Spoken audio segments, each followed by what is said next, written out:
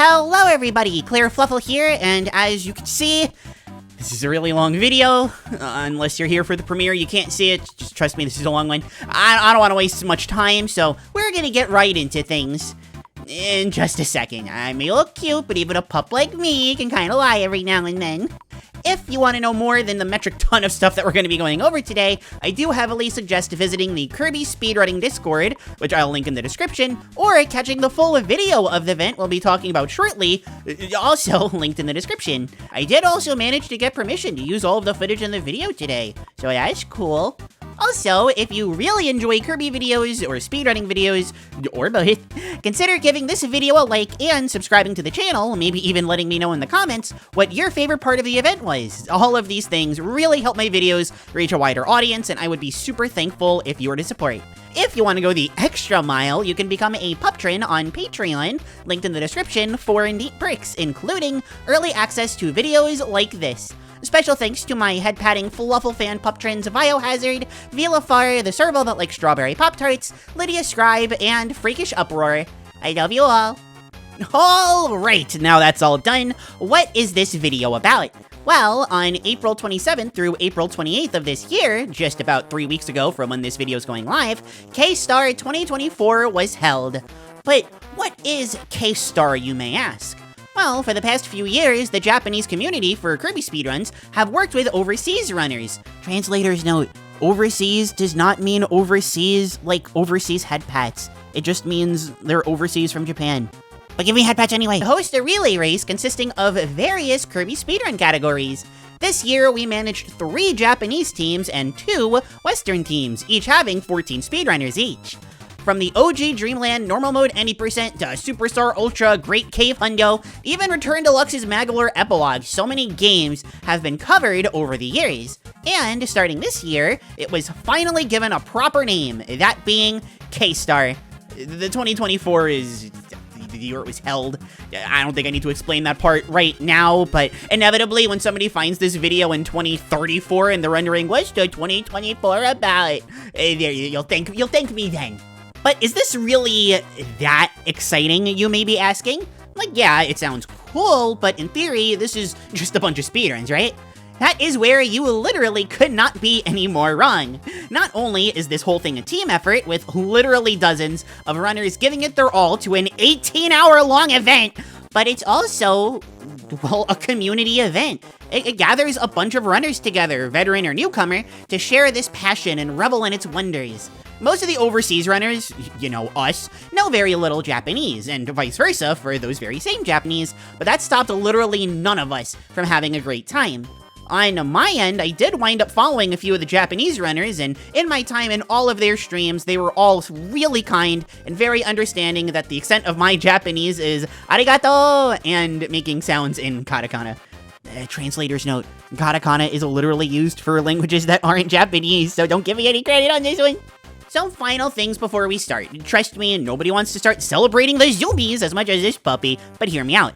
And notably, I am one person talking about over 17 hours of an event. There's absolutely a chance, if not an expectation, that I got something wrong. I'd like to think I've got everything as right as I possibly can, but if you've ever been wrong about something, you probably thought that you were right about it to begin with. Wow, I'm so deep today. I've also linked, again in the description, a spreadsheet that has all of the runners' info on it. Not all of their Twitch or YouTube links are going to be there. You might find a link in said spreadsheet that has a link to that, but that part of it just might not be working anymore, unfortunately. But you can find nearly everyone's channel through a simple copy-paste, or by joining the Discord and seeing from there. I'm going to try and highlight as many of these runners as I can throughout the video, but again, this was a 17-hour plus event of Kirby being condensed into this video, so if you're watching and I didn't highlight something that you wanted me to do, sorry, I'll do better next time, I promise. Translator's note, doesn't do better next time like a boss. Lastly, if I get anything about any of these runners wrong, like pronouns or something, I'm like triple sorry about that one. I went with they, them as much as I could since I don't know a lot of them, especially in the Japanese community, but again, there's a good chance I goofed somewhere. Also, I don't know where else to put this, but there are so many VTubers this year. I loved all of their models so much, it made me so happy. Ah! So, with all of that said, finally, what did we run at K-Star this year? Not every game could make the cut, of course, but I'll go over the games we ran this year before getting into the event. I've timestamped when I start talking about the event itself, if you want to save the runner reveal for later, but I think it's very important, not to mention respectful, to detail who's actually participated in the darned event. Also, I will absolutely apologize in advance for any of the names I butcher, and not just the Japanese ones in this case. There's this one really hard one. I don't know what she was thinking when she came up with the name. Like, starts with a K. First name rhymes with Lair. How do you even say the second part here? Like, Fulai? These dang VTubers with their names. Starting us off first was Kirby's first. Kirby's Dream Land of the normal any % variety. Ran this year by Tetohato, Kumanomi, and Toto Candy for the Japanese, with Ryanair and Moxie for the Western teams. Following this was a favorite of mine, Kirby Tilt and Tumble any %. Representing this weirdo game was Tomaru, Deviasi, and Yamukyu for the Japanese, with Nippo and Turtle representing the West. Following that was the first not any % run of the day, Kirby's Dream Land 2 Best Ending. This one was ran by Kazunu Hotaru, Kitsune Soda, and Miriri 6 for the Japanese, with Geo and Soap Agent playing for the West. After this was the game I was happiest to see represented in K-Star by like a country mile. Kirby Superstar Stacker Very Hard Round Clear. We'll talk about my love of the game later, but for now, the puzzle experts of the race were Nikitorox, Reireru, and Taki for the Japanese, with Sony and SK, or Swordsman Kirby, puzzling for the West. Following was our first Switch exclusive game of the race, Kirby Star Allies Story Mode any %. This was ran by Polka, Yukige, and Tilly for the Japanese, with Abel and Elfalins running for the West. Afterwards, the never-ending well of joy was ran, Kirby's Epic Yarn, I know, I'm serious, of the one-player any % variety. Tanepota, Veer Mill, and Mid weaved a yarn for the Japanese, with Aston and Manta Plant being the epic Western runners. Returning to the Switch with an interesting twist was Kirby and the Forgotten Land, all treasure roads and no buffs, with Birubon, Senkotsu, and Tank running for Japan, while Mr. Shasta and Mr. Manguy ran for the West. All the misters decided to run Forgotten Land, I guess. That said, I can shut up about Forgotten Land, but evidently I'm never gonna learn to shut up about Dream Course, with normal mode being ran in this year's relay by Mr. Senton, Chochiku, and Soroneko for the Japanese teams, with Rob Dog and Marsh taking a swing for the Western team. I kinda like that pun, actually. For another game I've covered on the channel many times, Kirby and the Amazing Mirror any % was next. Terra, Kikurage, and Omugi ran for Japan, with Thomas and Corvus Scribe running for the West. Afterwards was a game I've talked about not liking the story mode for very much in the past, Kirby Fighters 2, story mode, chapters 1 through 4. Amapen Pemu, Azumi no Wasabi, and Rikopin were the Japanese fighters, with Soul and... Oh my god, look! It's me! That's me! It's Klaire Fluffle! It's me! Isn't that crazy? Anyway, yeah, I helped with Fighters too. And spoilers, by the way, during my run, I got head pats. Aw, yeah. Ah! I got distracted again. It's those darned head pats. They're so nice though. I love head pats. I'm distracted! Again! Ah! Up next was Kirby's Return to Dreamland Deluxe Story Mode 100% Restricted, with Lemon's Pick Run, Suserua, and Yoshi running for Japan, with Noops and Pro Hybrid taking the slots for the West. But Return Deluxe wasn't even finished yet, since, as I alluded to earlier, immediately after was some Magolor Epilogue goodness. This category was covered by Tomitomato, Take, and Ikrin for the Japanese, while Cog and Bomb Happy ran for the West. The rest of the race was devoted to oldies but goodies, with Kirby Air Ride, City Trial any %, or 100 checkboxes, being near the very end. For Team Japan, this was ran by Ishiro, Sin PPP, and Tenyuki, while the West had Dark Rialu and Sport Gay Bees running it for the West. I said for the West twice, whatever. And finally, the penultimate event, a K-Star staple, Kirby 64 Best Ending, or Kirby 64 100%, whichever you prefer. Ending the event was Fujikura, Dorubi, and CMA for Japan, while Curtisimo and Grample ending the event for the Western end. That's an insane amount of runners with an insane amount of games. And before we get back to making the funnies, I wanted to not only shout out every single one of these runners for their dedication to the event, but also thank them as well as the organizers for making K-Star 2024 the best relay yet. And I'm one of the people that participated, so I guess I gotta thank myself too. It's kind of weird, actually. Alrighty, so regardless of whether you listen to the runner's list or skipped ahead because given puppy YouTube watch time just isn't up your alley, grr, this is when the event started and the runners started to run, right? Right? No, well, alright, you're half right. The event did start, but if you're not familiar with this event and you assumed it was, I don't know, a normal event with boring people, you would be sorely mistaken. Before we all run, we meme. God. It's meme time. Oh my. Oh my god. This is such a sacred part of every K-Star, but I gotta wonder, as an outsider looking in, like, how weird are some of these? Like, okay, my favorite one was easily the Dream Course Square Hole one by Saraneko, but I can show that to anybody. I think they get the hint. The same with something like Cog's T-posing Magolor. That one ruled. But Azumino's Kirby Fighters 2, I want attack stones! Or Corvus's Cook, Throw, Sleep, Repeat. Or Rob Dogs just saying, I'm Rob Dog. Oh my god. Evidently, I understand these because I'm like crying from laughing right now. But again, I gotta know. I'm so curious what people who aren't in the know think of these. All of these were great, but if you were to ask me for my highlights, I have to once again mention Saraneko's Square Hole. That one was easily my favorite. It just, if you've played Dream Course, you know, it feels so bad when it happens. A very close second is Hybrid's I Will Solve a Puzzle, the eternal return to Dreamland mood. I loved Nippos as well for showcasing how deceptively annoying the gyro in Tilt and Tumble can get, specifically for these kinds of puzzles. Rialu's for Air Ride was also hilarious, and no Western A bias here, while Abel's metaphorical, likely literal, middle finger to KSA by running Mario 3D World instead was hilarious. Ryanair and Moxie being the only two to not submit a message back-to-back and represent the first game, that was in like a cosmic sense the funniest part. And Aston's just represented the relay mentality perfectly. I got a real kick out of that one. Of course, I kind of sort of need to highlight mine. Like, look, that's me. That's the puppy. A puppy is at a Kirby event. That's crazy. And you know what else? I didn't even get to the team names yet. These are practically mini memes in and of themselves. Some, like Channel BBB, are great nods to the series that fit in with the team in question being Japan B. Some, like Japan C's last one, are just really cute and kind of pleasant. Then you get to Japan A's Team Suika Game Avengers Go Go Ghostbusters, or Western A's Armor Waddle Dee Army, and wonder what lunatics actually speedrun Kirby games. It would, of course, be wrong of me to not mention the best team name of the bunch, Western B, Team Boy Kisser. I don't think I need to explain why that name is the GOAT.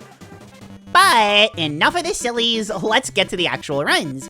As someone who was there for the intro ceremony live, the build-up was really intense. And not just because these were the best memes we've ever had leading into the race, but also because Dreamland 1 is Dreamland 1. Nothing against it, and it's a wonderful start to the relay, but it does have its fair share of RNG, on top of having a very high skill ceiling. This was going to be a close run no matter what, with some decent momentum going towards the winning team. This is also the only game where going by speedrun.com time, it doesn't really work no matter what. For example, Tetu's PB is a 1242, and Tetu is ranked 185th. On the other hand, Moxie's PB ranks him at 21st with an 1130. A bit over a minute apart shows a huge placement difference that, I don't know, isn't really warranted, or at least to this degree. It'd be like saying, whatever, I forget it. I'd make a joke, but you see how long the video is. Anyway, excitement was high as Dreamland 1 finally started. Before talking about anything else, I'm going to talk about how everyone's curry kill went. I know. Every time someone mutters Dreamland 1 under their breath, I'm already running there with a plate of curry to their window, all Yawn Pup style. I'll love Curry Kill forever, and I will hurt anybody who tries to make it suboptimal. Funny story, it actually is suboptimal now, at least if you're using RNG manip. But anyway, everyone's movement was very on point, but Lololo and Lalala are very rude. Kuminomi, for example, was only able to clear one of their health bars due to the poor positioning. Now, most of the other runners had a similar experience, but Ryanair was actually able to full-on clutch a proper curry kill. It was so cool. Ryanair was actually able to carry some RNG manip throughout the run, which saved them a good chunk of time throughout the run. If I knew much about how the manip worked, I'd go into more detail on it, but the big thing to note is how quickly things like Wispy and Curry Kill Baby Let's Go went. Compared to the other runners that had to stand around waiting during most of the fights, and you'll see how valuable that RNG manipulation really is. Of course, there is more to the run than just the manip. There are other factors, like this human Kirby VTuber on Kuma's stream. I loved this. I'm not sure if the mouth specifically gave me nightmares or what, but it is really funny, and I loved it. The gaming on Moxie's screen also looks like something I'd make in elementary school. The whole layout really stellar. Ryaners representing Western A was also cute too. Solid layouts all around. What, you thought the memeing ended with the opening ceremony? You poor innocent soul. Just you wait until we get further into the run. I oftentimes don't talk about KDL 1 past Castle Lololo, what with the curry kill being right there and all, but Float Islands is moderately interesting. Toto having half health was super interesting since it allowed for a mix of aggression and carefulness, with the health bar being where it was at least against Kabula. 3 hits isn't that much, but it's also enough at the same time, if that makes any sense. I know it literally doesn't, but like, work with me here. I loved Bubbly Clouds for all of the runners, but especially the Kracko and Cracker Jr. fights for Ryanair.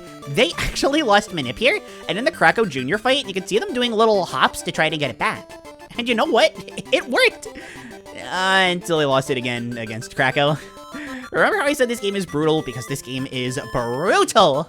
Kracko in general is the most unforgiving boss to make mistakes against. The Kracko will do one of 3 things: either drop a Waddle Doo directly to you, hey, that rhymes, shoot out lightning like an annoying jerk, or move to the other side of the screen like an annoying jerk. Needless to say, only one of these actually makes you not hate Kracko, and that's the one you want at all times. Even from the very beginning, Kracko exuded strong hater energy, alright? If your luck is good enough, the fight doesn't take very long, but a meme in the KDL speedrunning community is 15-minute Kracko fight because, yeah, it can get that bad. I've seen Kracko fights take longer than the world record run, so yes, I can confirm this meme is legit. It's a K-Star approved meme, so of course it's legit, but still. Thankfully, everyone had pretty good Krackos here, so it was kind of a moot point. Mount Day-to-Day was very interesting, although coming into it, Ryanair had the pretty clear lead, at least in terms of relay time. The Moxie was looking strong too, even though he started a tad bit late, and KDL being the way it is, the other Japanese runners were seconds behind. Still, going into Day-to-Day well before anyone else was huge, especially since he was able to recover a bit on the RNG manip and set up a good series of task spits for Day-to-Day. Unlike Curry Kill, the visuals don't explain themselves all that great here, so basically if you spit out stars in a certain way, you can instant inhale a star that if you're close enough to it. It's helpful for when Day-to-Day does the Day-to-Day jump and leaves out 2 stars. It does mean you take damage, but it's worth it for the big damage you can deal back. And that's our first death of the relay. Oh no. All of a sudden, on a dime, the tide completely changed. Moxie was still behind, but only because of the late start, and the Japanese runners were now ahead. The first to finish now would be Toto Candy on Japan C. As Yamu got started with Tilt and Tumble, the other KDL runners were all wrapping up, ending around the same time. An exciting start for certain. I have the final results in terms of time on the screen now, and while I'm only gonna mention first place because we don't actually need to be here all day, Moxie did manage to clutch the fastest run with a 12:20 for Western B. Really impressive. Before we move on properly to the next game, there are some K-Star specific stuff that I wanted to explain. Notably, the concept of baton passing, going from one game to the next. This can be a bit finicky at times since it relies on Discord pings and notifications and such to properly get right, and many runners struggle on when exactly they need to start their runs. We saw this with Moxie at the start with KDL1 even. Due to the nature of a relay race, it also makes it tricky to time when a certain game starts and when one ends, due to some runners being faster than others. I'll be a bit more scrambled with notes on each game the further in we go because of this fact. Lastly, because we all stream on Twitch, some of us YouTube, ads were a consistent problem during the stream. On the English restream, this was solved with Bergie! I just wanted to highlight this because I love the Bergie emote, especially for covering ads. Bergie looks like a little chunky, you're so cute. Now then, moving on to the next game, Kirby Tilt and Tumble. Or more accurately, in this case, Kota Kavi! I'm not just being a weeb when saying that. I get it. I know, I'm a VTuber, it's in my DNA or whatever. But Kota Kavi is strictly faster run on the Japanese version than on English. We did have a Tilt and Tumble stand in Turtle, which is based, I love the Tilt and Tumble name so much, but most runners opted for Japanese for the time save. Plus, you know, 3 of those 4 teams have Japanese runners playing the game to begin with. That's beside the point, though. All joking aside, the competition for Tilt and Tumble, genuinely kind of terrifying. For one, Tomaru is the world record holder, with Devi and Yamu not far behind. Nippo and Turtle learned Tilt and Tumble for the relay, but that didn't make them any less of a threat. Nippo runs Kirby Superstar, for crying out loud, so nonsensical jank, that's nothing new. Turtle is also no stranger to Kirby games, even running Kirby Brawl Ball on last year's K-Star. Needless to say, after the excitement of Dreamland, things were not going to quiet down. If anything, it was about to get even more hectic and way more crazy. If you've never played Tilt and Tumble, you might be wondering what the big deal is here. It looks pretty basic, all things considered. Well, not only does Tilt and Tumble Any Percent have lots of insane tech, world skips, and speedy glitches, it also requires the use of gyro controls. Instead of controlling Kirby with the D-pad, you actually physically tilt the Game Boy, or the Switch controller in this case, to control Kirby. This makes things really hard, especially if you're Nippo and not using a Switch like everyone else, opting to use a GameCube with the Game Boy player, complete with a GameCube POV cam and everything on the layout. And the icing on top here is the internal presence of the They See Me Rolling gif of Dream Buffet, which truly a power move from Nippo that cannot be topped. Okay, hold on a minute, Devi is actually super paced. Alright, these two come close, okay? I can't pick a winner. To actually talk about the game, the basic routing is very simple. Clear the first 2 worlds, activate the Wispy Skip in World 3 that gets you to World 6, activate another not Wispy Skip in World 6 to get to World 8. Wispy's a punk for this one, we don't need his help, other than the first one. Then get to World 8 and take down Day-to-Day from there. The Day-to-Day fight is a whole can of worms that we'll talk about later, but as early as 1-3, we get to see how crazy things can get. Yamu's looks crazy fast, and it is, but when Tomaru skips the cannons and has ridiculously fast cloud movement in comparison, you just look at things completely differently. Oh no, and that's another death from getting too crazy with your movement. And this was after Nippo already took a death on 1-2 due to barely missing out on an optimal balloon pattern. Of all the games in K-Star, Tilt and Tumble by far took the most prisoners. An important thing to note about with all of these runners is that they need to go fast. Okay, obviously they do, but to be more specific, they need to go fast based on the in-game timer. After you finish a level, the game will save your progress. The pretty based manual saving in a game like this sounds like torment, but based on how much time is left at the end of the level, the game literally will save faster or slower, as seen in Tomaru's aforementioned 1-3. The strictness of this is actually different between English and Japanese, making poor Turtle's run even harder than it really needed to be. Tilt and Tumble is a top tier name and all, but Kota Kavi is seriously optimal. Also, I seriously don't mean to pick on Tomaru or anything. Despite the death, he was the second to finish World 1, and his pace mostly kept steady from there. One thing that all of the runners of the Japanese version did to save time was reset their game after 1-3 to reset how much time they had saved up, since when you beat the first boss, or any boss really, the game tallies down your time. It's very slow, as you can see on Turtle's End. I, of course, also don't mean to pick on Turtle. Tilt is just a brutal game. I gotta show off every facet of how tough it is. 2-3 is probably the first really nutty level of the game, with it going full zoomies on you from the start. And, unlike most levels, this one largely doesn't cuck Tilt and Tumble compared to Koto Koto Kavi, so shoutouts to Turtle for catching a break. As Turtle gets this break, the Japanese runners are up against the second boss, and instantly take a death. Look, with this one, it's either that or wait for this accursed timer to count down from 999. I think any sane person would rather look at Kirby be a little dizzy and super silly and call it a day and try again from there. The skip from World 3 to World 6 is actually one of the trickiest parts of the game, given that there's a lot that needs to go right. Your movement has to be precise and perfect, you need to repeatedly jump throughout the water so that Kirby doesn't lose their uphill battle against the current and drown, you need to avoid the enemies that pop up when you get too close to them, and like I said before, Kirby will drown if you take too long. Really funny actually, they go grah grah grah grah if you do that. I think it's funny. Like I said on commentary during the relay, it's morbid, but that's the game we play. Of course, being able to skip nearly all of World 3 and all of Worlds 4 and 5 is totally worth it, even if you mess up a couple times. There's an easier but slower method that we first see Yamu go for if you really get stuck. It's far more relay friendly, although the alternative isn't impossible. Tomaru and Nippo both got the faster variation during their runs. And while Tomaru being able to do it is obviously impressive, I love looking at Nippo's GameCube POV cam during this part. This angle right here specifically, it's such a dog head tilt angle, I swear. There's interesting stuff to be said regarding World 6 for sure, but World 8 is where things get really difficult. 8-1 is one of the most punishing levels in the game, with no protection from the bottomless pits hanging on the sides. It may look easy, seeing these runners blaze through it, but that's just a testament to their skill and craft. If you've ever seen me struggle with 8-1, you know how brutal this level is. Don't say skill issue, by the way. I know you're all thinking it, but please don't say it. That would make me very sad.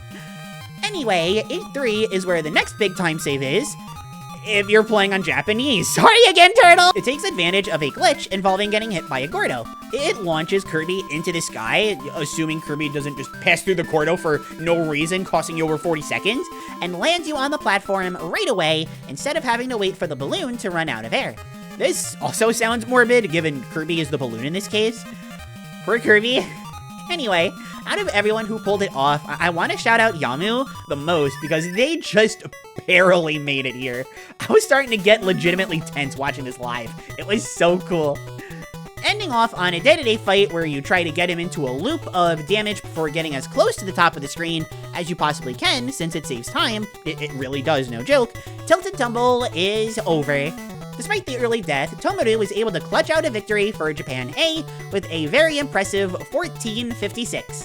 Compared to his world record of 1423, that's really insane, again, given that there was a death here.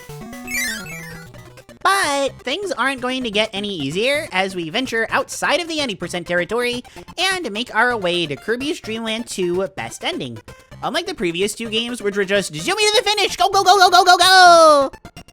Best Ending involves finding all of the rainbow drops in each world. There's only one rainbow drop per world, but since the any % speedrun is all about keeping cool as long as you can, and jumping off of an animal buddy in Dreamland 2 makes them explode, yeah, these runs really are emotionally taxing, huh? The routing is completely different from any %. A lot of these require starting and finishing with an animal buddy that isn't cool. Some of them don't even require an animal buddy at all, like in Grassland. Sorry, Rick. The layouts for Dreamland 2 were, of course, great as well. Geo keeping the Armor Waddle Dee army on track with 3 in a row for great layouts. Love this Waddle Dee in the upper left. Soap's color palette was my favorite of the bunch, and the layout was good too. Simple, but to the point. You may not mash quite as hard in KDL 2 as you do in KDL 3, but the message stands. And of course, since I'm a VTuber and so many VTubers participated, I wanted to shout out Kitsune's model. Also, using it as the background for your splits is super based, and unlike mine, the text is actually legible. I need to update my split background, yikes. As for the runners themselves, this was another case of seriously strong competition. Geo and Midity's PBs are only a second apart, with Kitsune and Soap also being neck and neck. Kazuno also had a very good time, leading to a race that, in theory, could have gone to anyone. So the first thing about the actual run itself that I need to bring up is that you use Parasol in it. So automatically, this is a better run than KDL2 any percent, which you do not. Geo would even wind up using Parasol a bit for Wispy due to some iffy RNG, which in puppy terms equals totally optimal. The race got off to an exciting start for Japan A and Japan C, with the other teams not being all that far behind. Early KDL2 is relatively basic, even as far as best ending is concerned, so despite the insane competition, Kazuno did a great job of holding the lead for Japan A.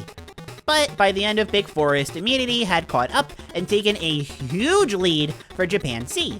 The movement in Big Forest 3 specifically on Immunity's end, Chef Puppy's kiss. It was nuts, given how fast Coup movement is in this room, of diagonals and the screen crunch. It is not easy to navigate.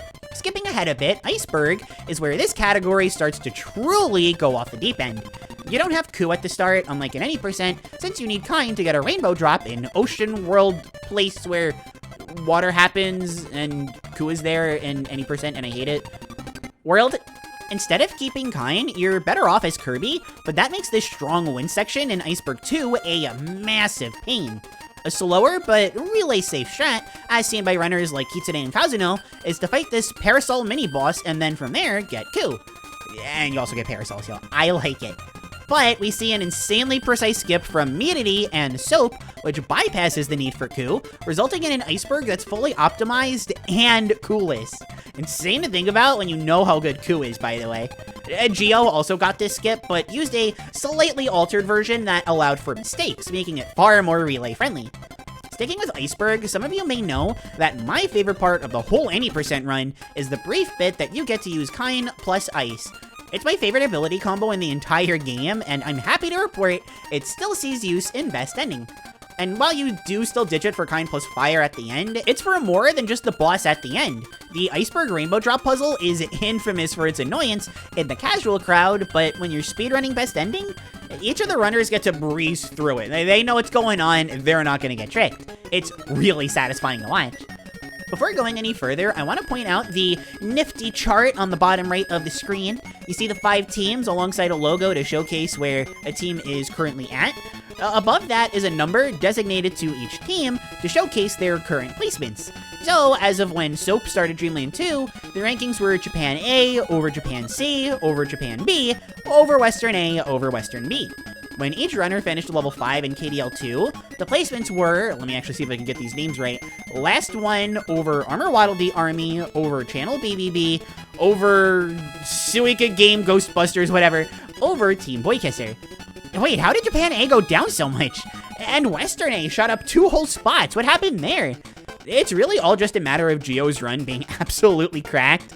I don't know how else to put it. Granted, we'd expect nothing less of the Armor Waddle Dee Army, of course, but still. On the topic of Coup not mattering, you don't even see Coup again until 5-3. At this point, Soap was entering World 4 to not only showcase how close this race still was, but also as a reminder that a good chunk of this run does not involve Coup. Especially when you get to 5-4 and ditch Coup after one level. Is Coup even good in this game? We keep ditching him over and over again. Well, in this case, to make people happy, it's for the ever rare and ever epic Rick cameo! He's needed for the rainbow drop, but I bring him up specifically for what could very well be the most tragic part of the KDL2 race! Immunity, with a commanding lead, gets to the rainbow drop, but misses the jump input and dies, forcing a reset of the whole level. Thankfully, KDL2 is pretty generous with keeping your ability and animal even after resetting, so it was just a matter of re-entering the level. They didn't need to grab Rick and Bark again. But with the rainbow drop being a decent ways into that level, past multiple auto-scrollers, Kitsune and Geo being right on your tail, Kazuno not being that far off, and Soap zooming through the game despite being behind in terms of relay time, yeah, this was going to be costly. In any percent, you use Coup plus Cutter from here to fight Shine and Bright and advance to World 6 to carry RNG Manip. It's the most interesting part of that run by far, but in Best Ending, you come into World 6 with Kind plus Stone? Again, Rainbow Drop, but fighting Shine and Bright using Kine is not the same as using Coup. One is definitely more difficult than the other, and if you've ever used Coup, you know that one's easier. Unless, of course, you're Soap and Kitsune, who knows that Rick plus Needle is the strongest ability combo in the game for raw damage. It's definitely slower than the Kine alternative, since you gotta go back to 5-3 to get Kine anyway, but whatever, Rick is cool. We love Rick. On the bright side, with Kine in your arsenal, you can fight Mr. Green, who, mind you, is canonically not green, and is not green in any of these runs, including Geo, who is using a half-green color palette. Why are we always being gaslit by this specific Kirby boss into thinking they're green? They're not. Anyway, when you beat Mr. Green, he gives you Coup, removing the need for RNG manipulation. It's less interesting, I guess, because of that, but on the bright side, it is a lot less stressful for the runners. Dark Castle, aside from getting the Rainbow Drop in the final level and fighting Dark Matter, is mostly the same as any percent. The relay was still anyone's game here, with everyone jumping into the next game within a few minutes of each other. I kinda spoiled the answer on this one, but Geo absolutely teared through KDL2 with a 42.59, only missing his PB by 15 seconds and nabbing the first win for Western A. Let's go, Armor Waddle D Army! As I'm sure I'm going to be saying throughout this whole dang video, the race was still in full force, with a very niche category for a very niche game being ran. That said, if you didn't skip the game and runner introduction earlier, like the good Fluffle fans I'm sure you are, you'll know I was very happy to see, deep breath, Kirby Superstar Stacker Round Clear Very Hard mode. While KSSS does have multiple modes that you can run, including the story mode, challenge mode, and various hundo categories, Round Clear Very Hard is the best category that they could have picked. It's perfect in terms of estimated time, it's very easy to understand, and yet it's still not free and easy at all for the runners. Well, except for the parts where it was, but we'll get to that. For now, say it with me, the competition here was insanely fierce. The world record holder, Poka, would be busy running the next game of the event, but second, third, and fourth place on those same leaderboards were all present and accounted for. All of Rainiru, Negitorax, and Taki were not to be underestimated. In particular, I want to shout out Taki. One quick glance and you can guess why, but if you somehow missed the memo, VTuber Nation, baby! That said, the Western runners were no slouch either. Sonny had a top 3 time in this game until the recent interest was picked back up for it, most of which wound up being the Japanese runners for the relay. But as for SK, while there's no time documented on the leaderboards for Very Hard, he does hold the world record for the normal difficulty. And needless to say, all of the runners know this game, and this was going to be exciting. Aside from Taki being a part of the VTuber Nation, baby, SK having some silly in-game art, and Sonny's game being very wide, you'll have to see that one, not much to say on the layout, so he can actually dive into the game itself without any more distractions. Basically, Round Clear has a set of predetermined boards that you need to clear in order to advance. To clear them, you need to pop enough stars to get Day-to-Day's HP value displayed on screen to 0. Very Hard specifically has 30 of these rounds, and as you clear more of them, they get more and more difficult. An exception to this is that, every 5 rounds, they give you a freebie! The first drop is always the same, and said drop will lead to a chain that will deplete Day-to-Day's HP to 0. Very cool. When Taki's ad ended and we could put Bergie to sleep, temporarily, they're fine, don't worry. Taki's board was already looking scary. If you have a piece on column 3 or 4 when your next piece is ready to go, that's game over. The game over means restarting a round, which is far from the worst punishment, but chains in this game kinda take a while, and you do not want to waste time because of that. Building is important, but so is survival. That's a Fortnite thing, right? Am I in with the cool kids yet? Still on Taki's round 1. This isn't a VTuber thing, I swear, it's just good info. Alright, well, it's mildly a VTuber thing, but whatever. There is a genuine question to be asked throughout the entire run. Which is more important, getting chains or clearing stars? Both reward you by slowly killing Day-to-Day. RIP. But which is generally better? Unfortunately, aside from the every 5 rounds thing giving chains the clear advantage, there's no clear answer. A large set of stars being cleared is nice, as it instantly rewards you and doesn't make you wait through a falling animation, but if you can get higher than, say, a 5 chain, the amount of stars you pop is absolutely going to be worth it. That's no easy task though, especially when animal buddies pop each other without setting off any of the stars. And for an example of when doing chains is a good thing, let's look at the end of Reineru's round 2, or round 02 as foreshadowing to a later game we're going to be running, teehee. This sequence starts with 7 HP left on Dedede, but due to a great mini chain that only clears stars at the very beginning and end of the chain, they get a very quick 7-star knockout from having some buddies extend the chain. This was only possible due to the stars in between the buddies being cleared. In theory, you could just set up some smaller individual pops to get the same result, but that's not only RNG dependent, but requires a whole lot more pieces to set up, thus making it much slower. On the flip side, the sheer speed of quickly clearing stars cannot be denied either. Looking at SK's round 4, for example, in 4 moves, he's able to take Dedede's 64 HP and take 10 points off in about 5 seconds due to the layout. Instead of trying to set up the chains and get RNG to work with you, you just pop the stars that are already stacked. Dedede's Engi Pup mode makes him add extra rows to the board anyway, which is just gonna help you stack more stars to begin with. This game is called Star Stacker, and even though it's super and very much Kirby, clearing stars is what matters the most. Of course, the two can work in tandem as well. Looking at the opener for Negito's round 6, some solid RNG really paid off as they were about to place a Rick in column 3 and set off a 5 chain to deal 14 HP. A 5 chain can deal as little as 6 damage, but it dealt more than double that because of all of the stars that were cleared during it. The board itself after the chain wasn't without opportunity either, very quickly going from 38 HP to 25 to 15 due to this. After that, so many stars were stacked that they could just clear a bunch of them really quickly and move to the next round. Again, building, clearing, chaining, something Fortnite, you get the drill. As we approach level 15, the first checkmark on the progress board, Taki is keeping Japan C in the lead, but Reineru is going on a tear with the Japan A comeback. The others are doing a good job of keeping up the pace, but a big blow to Western A comes along when Sony has a controller issue with an input just not working properly, thus causing a loss later on. Sony wasn't the only one who wound up losing a round in this, but to my knowledge, it was the only one caused by a controller error, which definitely left a mental impact. The second half of the very hard run, especially starting round 19, gets brutal. Taki and Reineru get an amazing chain with diagonal buddies to near instantly deplete 22 HP in that round 19, giving them a huge advantage.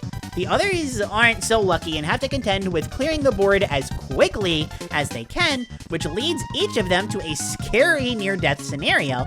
And Negito in particular was literally one buddy away from having to reset, which would have been tough. But hey, they got a lot of stars from stacking so high, so still gotta be worth something, right? Getting into the 20s proper though, yikes do these runners need to play on edge. Taki's round 22 starts like this, but gets a giant chain depleting 30 HP in one chain, which is insane.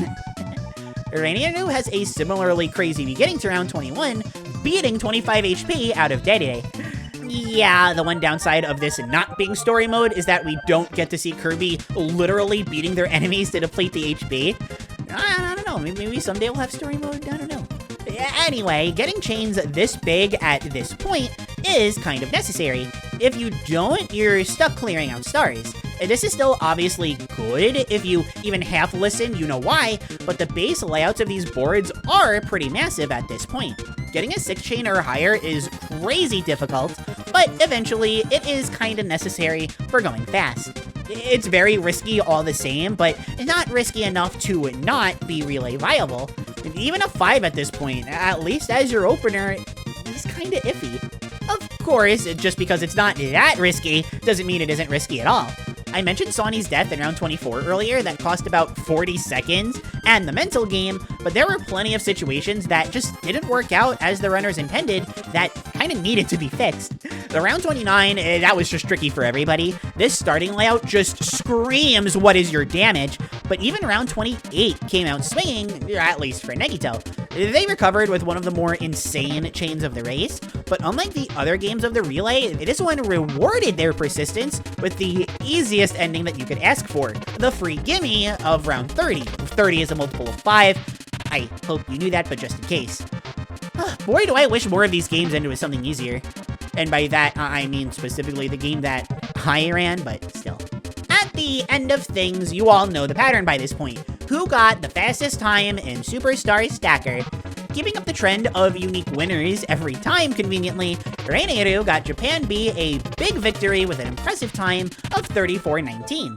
This was basically 2 minutes ahead of second place, which is huge, considering Japan B was in third coming into this game. Japan C was still going insane in the lead, but how much longer was that going to last? Ooh, the suspense!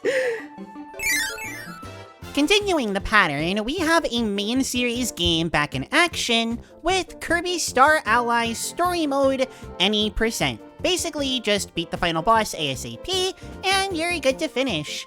Or baton pass, whatever. Kirby Star Allies has some decent variety to it, what with Wing, Air Bomb Spam, and Sizzle Meta Knight, among some other minor things. Largely, the game is split into the pre-Meta Knight and post-Meta Knight sections, and while it's all good stuff, the game really comes into its own once you unlock Meta Knight. But you don't need to unlock the runners to see that this was, as per usual, stacked competition.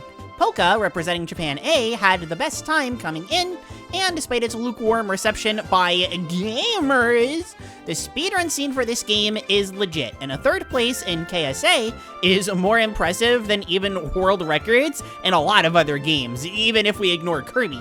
Oh, but who is that just underneath Polka? Of course, it's Yukige, representing Japan B. Fourth is basically as impressive as third, right?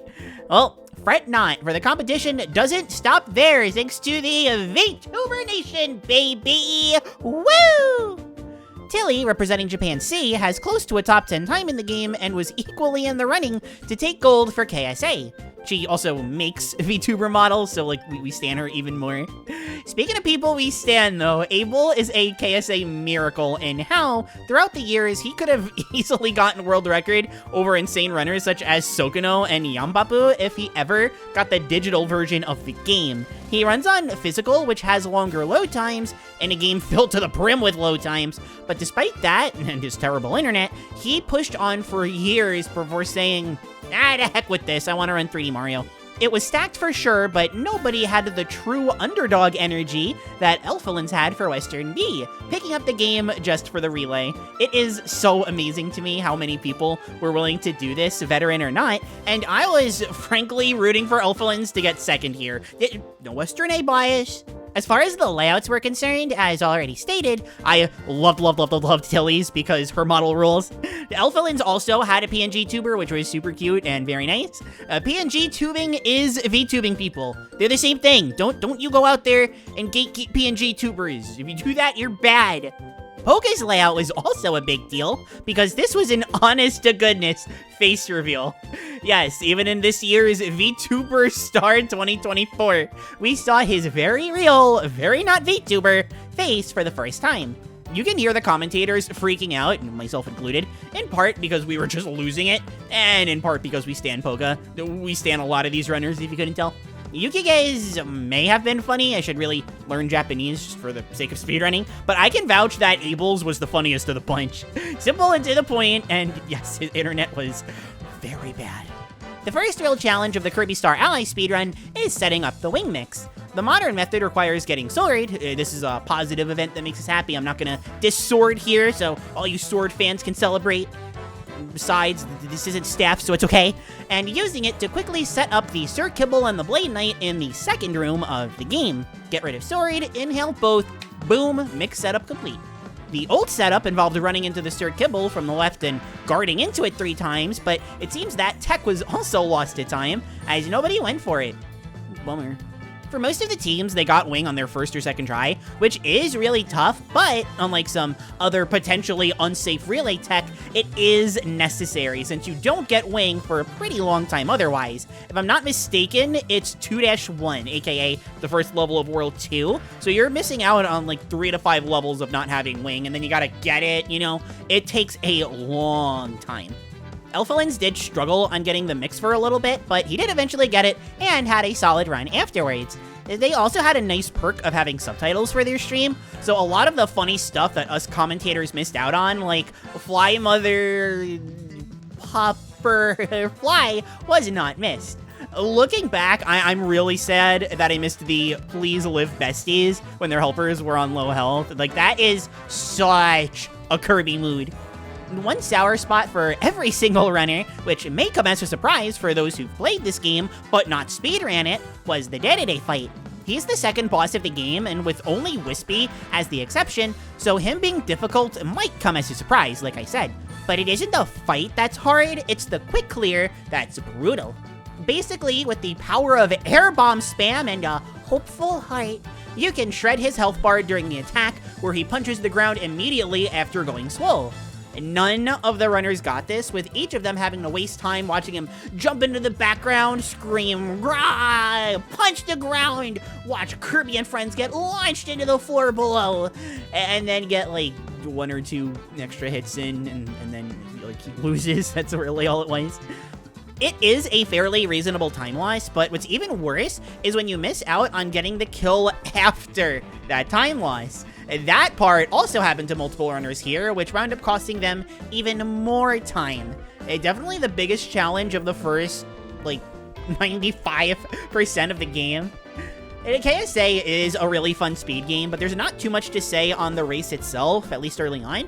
Everyone had really good movement, their boss kills were clean, and nobody forgot to grab Mennonite after beating him, which has happened to me before. I'm not a dumb dog, okay? I don't have much to say, so let's talk about how, during the run, our good pal Abel had our commentary on and would find ways to communicate with us during the run.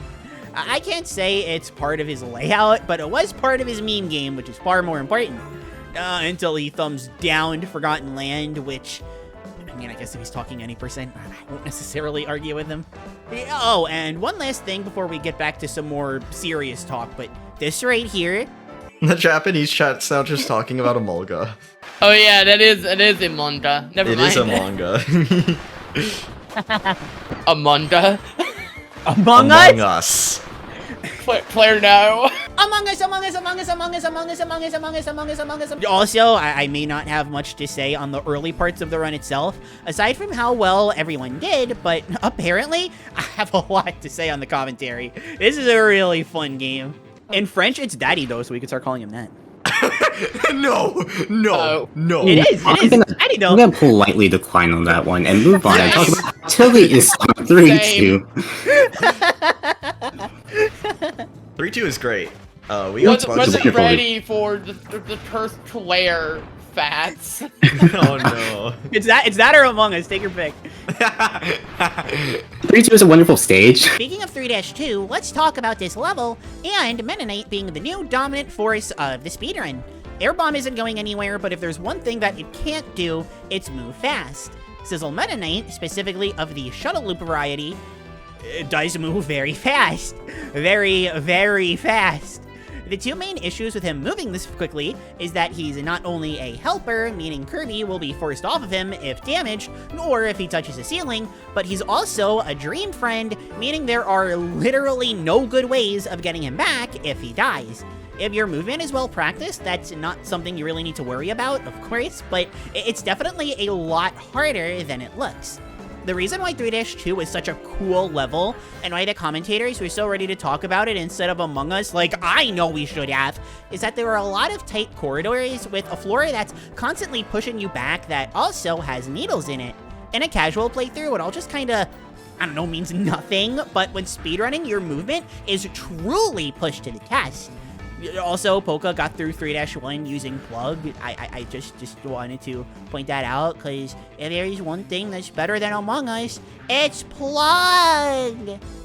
Speaking of Poka, actually, his run was insanely good, but before he could catch up, Yukige demolished 3-2, and it was a sight to see. Compare the smart relay safe movement from some of the others to this wild movement. It was really exciting to watch. I'm all for not using relay safe methods of saving time. I practice those pretty regularly, and when I ran KSSU last year, it actually wound up paying off. So don't take this as me talking down on Yukige. If anything, I'm hyping him up here because of how impressive this was. To skip ahead a little bit, and by admit, I mean to the very last level of the game, there's a room with blocks that move and can, probably will, jerks, crush you. It's the last level of the game, so losing Meta Knight isn't horrendously bad, but losing Kirby means you lose out on Air Bomb. There's a Poppy Bros ahead, so you can just get Bomb back, but with no Bluster element nearby, you really don't want Bomb. Yukige, who took a commanding lead over Tinny and was holding ground against both her and Poka, died as Kirby, losing them. Actually, it turns out you wind up keeping Meta Knight, just lose Bomb here. Oopsie doopsie. Yep. Oh, there you go, never mind. Puppy was right. I'm a smart puppy. From here, none of us could have seen what was coming next. See, there may not be a Bluster enemy anywhere, but there are enemies all the same. Where you get Bomb is, of course, the Poppy Brothers Jr., but also a second Poppy and this water enemy over here. They look like a Sprimbly, so I'm gonna call them that. I ain't gonna go to Wick Kirby and look it up. This video's long enough. Anyway, because one gives you water and one gives you Bomb, I think you can figure it out from here, but in case you're getting some mixed signals, let me tell you, I know we're freaking out. It kind of painted the picture for you, but to spell it out, this was absolutely insane. And yeah, there is a bird on right there anyway. What? Still, that right there was the absolute highlight of Kirby Star Allies at K-Star. Maybe even the height of the whole relay. But there's still boss fights to go just for KSA. Yukige held on to the lead thanks to the insane mix, but Poka and Tilly were approaching fast. At this point, Abel wasn't terribly far behind either, especially as he did the crushing room about as perfectly as you could.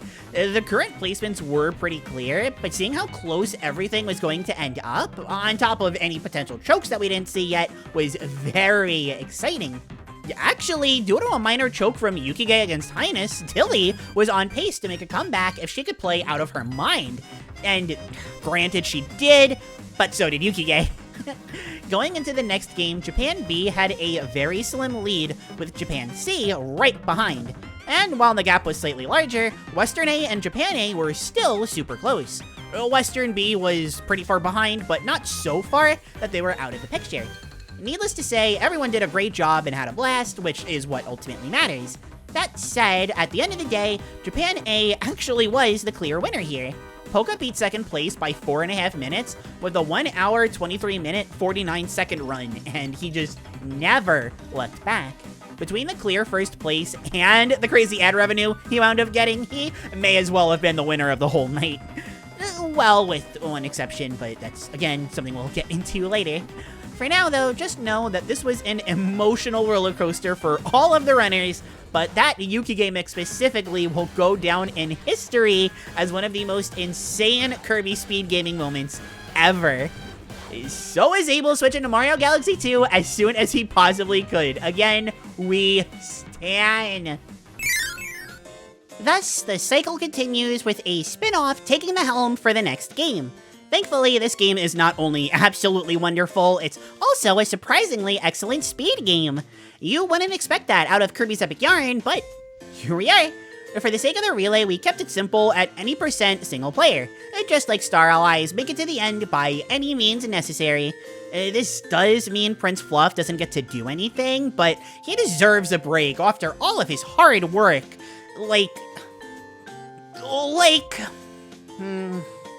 The runners! Most of the runners for this game are actually on the newer end for it. Don't get me wrong, Viera and Manta for Japan B and Western B respectively have top 5 times on the leaderboards, and the other 3, Tanipota, Mid, and Aston, picked up the game rather quickly for the relay. While Epic Yarn isn't quite as deceiving as, say, Tilt and Tumble in terms of difficulty, it's a lot more deceptive. It doesn't look simple like Tilt, it looks cute, charming, and welcoming. But then you run it and you realize, oh shoot, the tricks and skips and cycles and movement and more, oh my, are all really tough, actually. Now, to talk layouts, we're epic gamers again. Mid had a cute layout with their adorable team logo, as well as some Kirby plushies. Nothing silly, but really charming. I liked it a lot. Manta's carpal tuna, my beloved, for this submarine was hilarious. Genuinely, that thing can feel like cool and kind sometimes. Similar to Abel, Manta also kept up with commentary and put responses to their bickering on the layout. Aston had a great one too, where for every bad goal game they got, they added a Yarn Waddle Dee to the screen.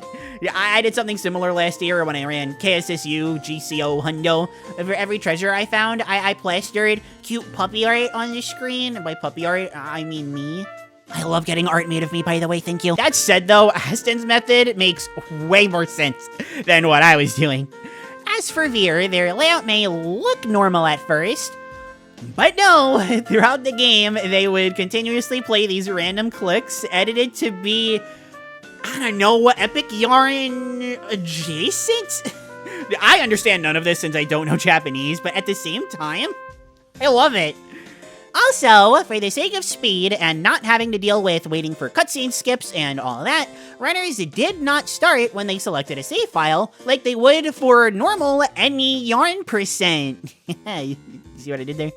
Instead, they got to Quilty Square and started the run from that point. It definitely kept the pace going and honestly was a great idea. This really just left the forced dialogue from the apartment owner and some signs that tell you how to control the power-ups, but even the signs can be skipped. It's actually pretty normal, but when Aston pulled it off with the surfboard, the commentators mentioned that they call it the mansplain skip, and I just refuse to call these signs anything else going forward. That is the perfect name for these. World 1 has a lot of waiting and cutscenes, but there's still some cool stuff. For example, in most other Kirby games, the goal game at the end of every level mostly comes down to timing A button presses properly. Yarn game also boils down to that, but it's a lot more exciting. See, instead of landing on a platform or being shot out of a cannon, Kirby becomes a gambling addict and plays the roulette and tries to get a bonus from roulette wheel pieces they find throughout the level.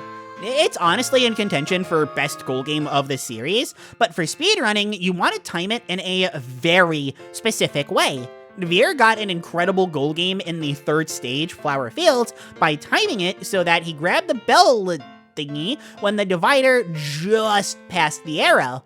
It might sound confusing, but compare the speed of this goal game to Mid's from Flower Fields, the same stage.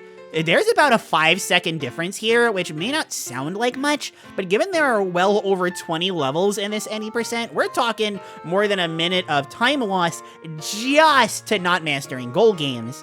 The first actual neat skip, which it's not even much of a skip, it's just really cool tech, that not all of the runners did, involves grabbing a missile from this Bronto bird like Mid does in Hotland 1.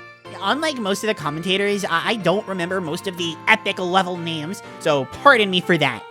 Anyway, these blow up the bombers immediately compared to having to grab one and wait for it.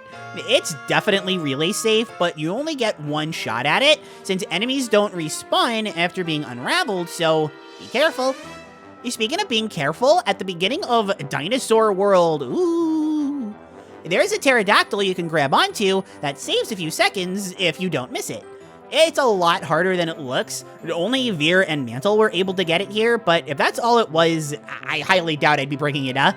It's cool, but nowhere near as intense as the discourse around what it should be called. I am going with Tarot Skip since that's what I heard first, but this could be interpreted as Tarot Skip propaganda, so take what I just said with a grain of salt. Basically, what I'm trying to say here is the Epic Yarn community is hilarious, and their commentary and bickering was by itself a K-Star 2024 highlight. But enough about the levels, let's talk about the realest Epic Yarn skips, the boss quick kills. All of Epic Yarn's bosses are made in a way where you're supposed to hit them once, survive their attacks without losing too many beads, rinse repeat. However, most of them don't actually require you to do this, and you can skip the whole thing if you're epic enough. Huh. Wow, you know what? I never thought I'd actually use that phrase for Epic Yarn, even though I use it all the time.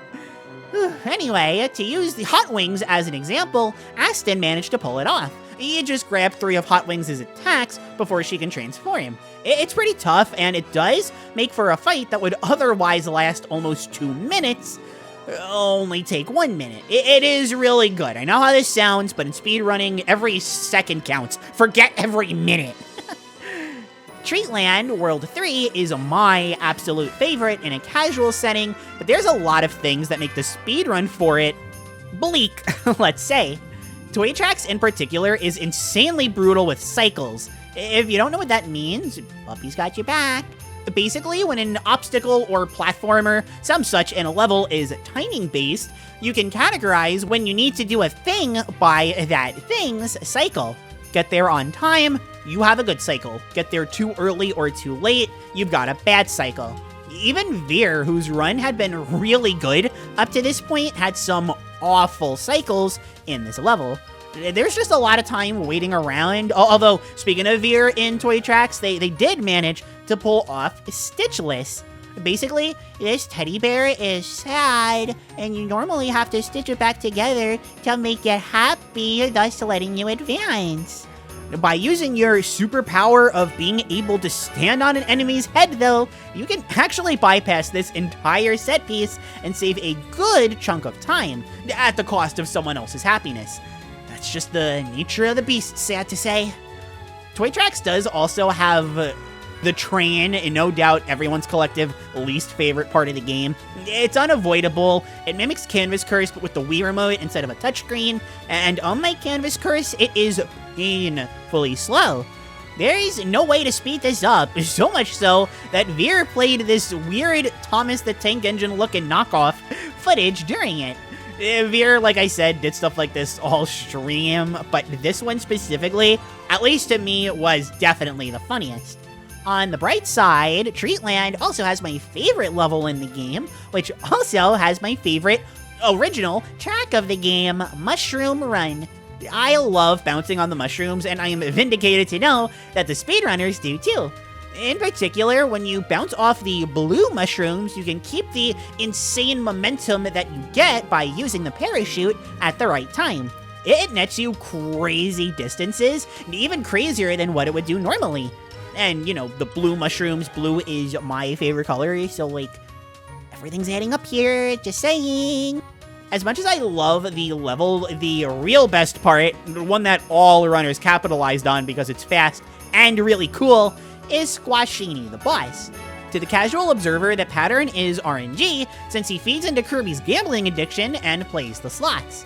If you're in the know, though, then you know Squashini will always pull cards second. With this, the fight becomes super fast, super consistent, and, to those of you watching at home, super fun and relatively easy. Just wait for cards, grab 3 of them, to be quick on this part, and throw the 3rd card at him. From there, just repeat the process, and this fight is fast. Epic Yarn boss skips are so cool. It's a shame that it skips the actual boss fights themselves, since these are fun bosses, but you give and take. Things would go at this kind of pace for a while. Aston was moving quickly enough to catch up with Japan A, and by the end of Spaceland, or World 6, even managed to pass Japan C. Japan A still had the lead, being well into Dreamland by the time Aston was able to get there, but nonetheless. Around the time most of the teams were in Waterland, or whatever, was when Manta got started, bringing all of the runners into the Epic Yarn goodness. It only lasted for about a half hour, but it was still nice. Despite how great these runs were, though, the best part, easy, legit, this is another contender for the best part of the whole relay, was when Manta's stream started to get infected by Aston's Waddle Dees. On the layout, they're next to each other, and Manta's stream in general was super silly and charming, so why not just add this Waddle Dee that was cut off on Aston's stream? Aston managed to catch wind of this during their run, and started to try positioning the Waddle Dee alongside Manta's, while Manta was trying to do the same, both with the stream delay. This was such a cute moment, oddly enough, signifying some sense of comical camaraderie between runners mid-race. Then Aston made a big Waddle Dee, and Manta responded in kind with a huge Waddle Dee, to which Aston responded with making their big Waddle Dee even bigger. I sound like some kind of drama YouTuber, oh my god. This went on and on until they started coordinating their big Waddle Dees to match, to the point where Manta had to beg Aston to stop.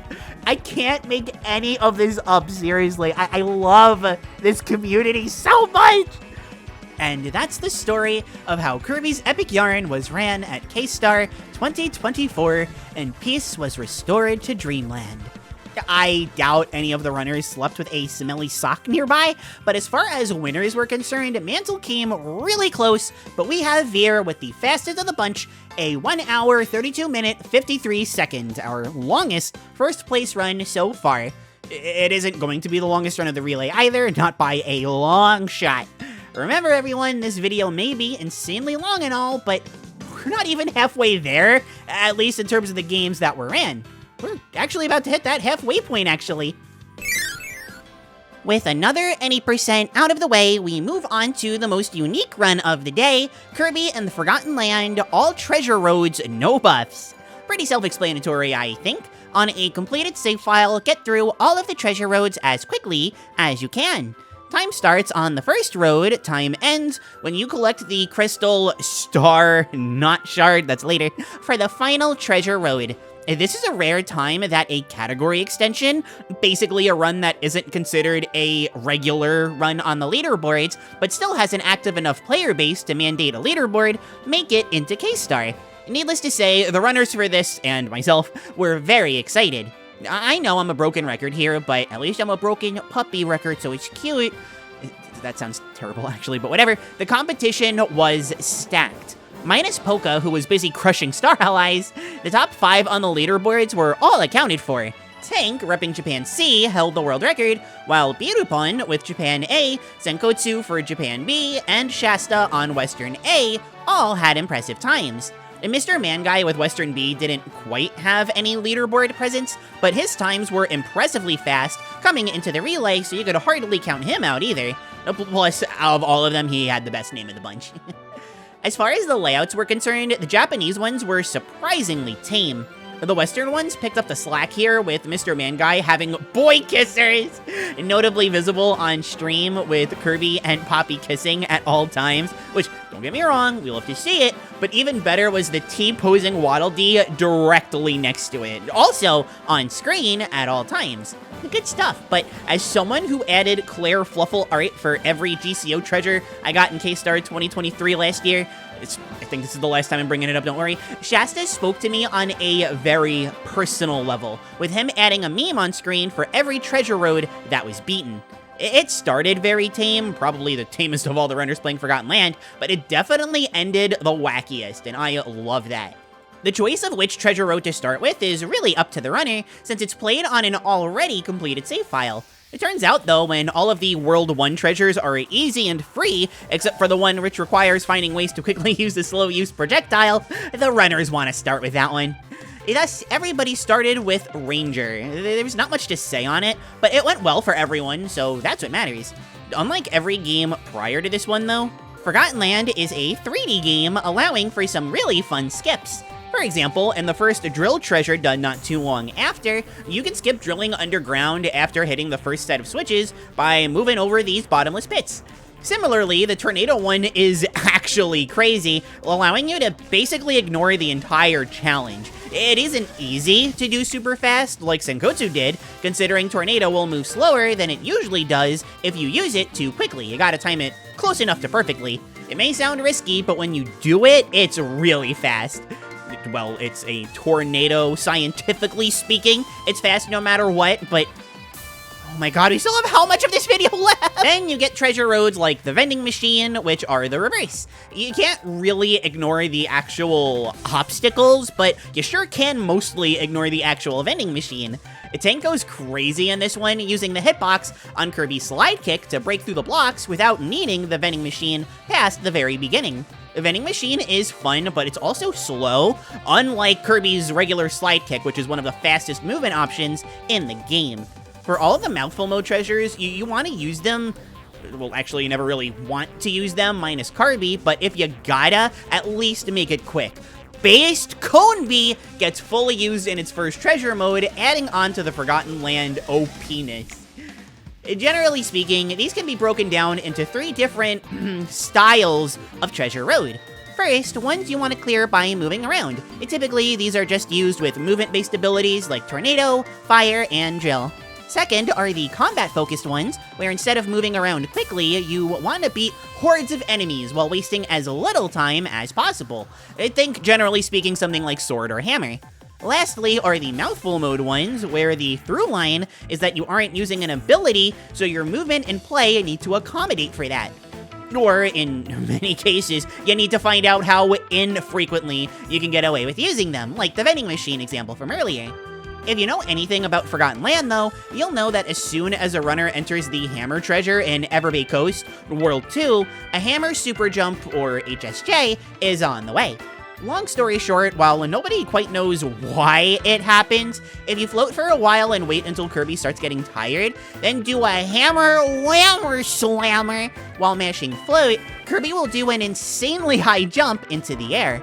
This can be used in basically every treasure road with Hammer to bypass entire sections of it, even as early as in the first one, as seen on mostly everybody's stream, but we'll pick Senkotsu for this example because why not? More notably though, Butupon did not go for this, but still had an excellent Hammer 1 run. Sometimes you just want to be safe for the sake of the relay, and this was a really good example of doing that. Once upgrades starting entering the picture, things get a lot crazier, a lot quicker. A Chakram Cutter is a brutal treasure road if you haven't mastered the ability, which is really hard to do as is. The stairs treasure early on requires good memory for where the stairs go. In a race especially, you don't want to be confused and panicking about where things go. And it goes without saying, but the HSJs, they're all hard. Some harder than others, absolutely, but they're still hard. Even Hammer 1, if Butupon's run was anything to go by. Now, granted, I don't want to make this run sound impossible or anything. The common thread that links these together by design is that they're literally made to be cleared quickly. The game will make this challenging, of course, but it isn't going to make these with the ability to be cleared quickly and then not let you clear them quickly. The Kirby devs at this point have cared about Kirby speedrunners for almost 30 years. I think they're good at their jobs. That's just me, though, I suppose. Near the 5.5 hour mark of the relay, Butupon and Senkotsu are doing different sword trials, Tank is working on the pipe mouthful, and Shasta is doing a bomb treasure. Manta is saying no while playing Epic Yarn as well, but that's irrelevant. Tank just needs to jump at the right times, dodge some enemies, and boom, treasure road over. Easy. Butupon and Senkotsu are in enemy gauntlets, so not getting hit and using spin attacks are mostly the name of the game. They need to be careful, of course, but even if they do get hit, they just need a backup plan for not having a projectile. Shasta, meanwhile, needs to get hit in order to skip some bad cycles. If you don't brute force this, you need to wait, and waiting really isn't something that any of these runners can afford to do. And once Manguy was able to play, the exact same situations applied to his run. From the very beginning, that Ranger trial has a lot to watch out for. Bad cycles, enemies shooting at you, and not to mention you're a sitting duck while charging up Ranger, something necessary for shooting the target to advance the trial. If I were to be playing this, I wouldn't be a sitting duck though. I'd be a sitting puppy, but... That said, I've been talking about the early game of the run for a while. I can notate where the run is by how many memes Shasta has posted on his layout. So let's look at the progress once Senkotsu enters the 4 Go treasures. Everyone's runs are looking pretty solid, no major mistakes, although Tank is on a roll, passing by Western A and catching up fast to Japan B. Tank did a great job with the Needles challenge, Butupon is breezing through another stairs challenge, Shasta is doing fantastic maneuvering around tricky terrain with fire, his overlay is also fire, it's just a close race. Shortly after, Tank, with Shasta following shortly after, is about to start the treasure road for Chain Bomb, and that's my favorite ability in the game, so let's look at my favorite ability in the game, Chain Bomb. The challenge with this stage is actually not allowing the bombs to chain. If you do, it does more damage, but it takes longer to explode enemies due to the multi-hit nature of chaining Chain Bomb. Basically, the reverse of what I do when I do Ultimate Cup runs with Chain Bomb. I'm trying not to promote too much because I want this video to be about K-Star, and I don't really have a Chain Bomb video out yet, but it's the opposite of that nonetheless. This is made difficult due to the enemies being above, or in, if they're aquatic enough, a fast current of water that pushes the bombs around. Conveniently enough, they also push Kirby around, so the strategy is to just jump right into the raging waters, whee, and hurl bombs at the enemies. It's really fun, and the final part especially can get very tricky.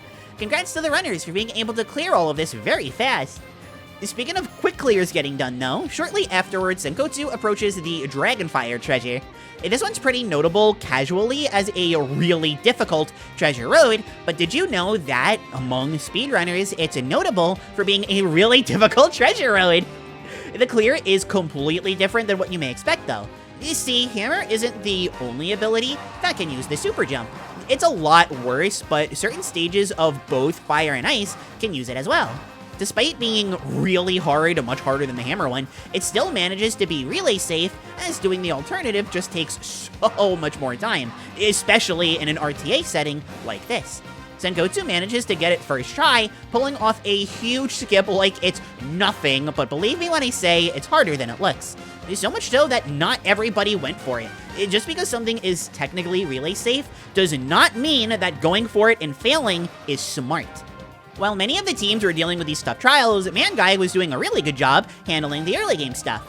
I didn't mention the first bomb trial earlier, mostly because it would be a sin in the Bible of Puppy to mention a bomb that isn't Chain Bomb before mentioning Chain Bomb, but positioning in a treasure like this one is absolutely vital, and it can be tough given the near top-down camera angle.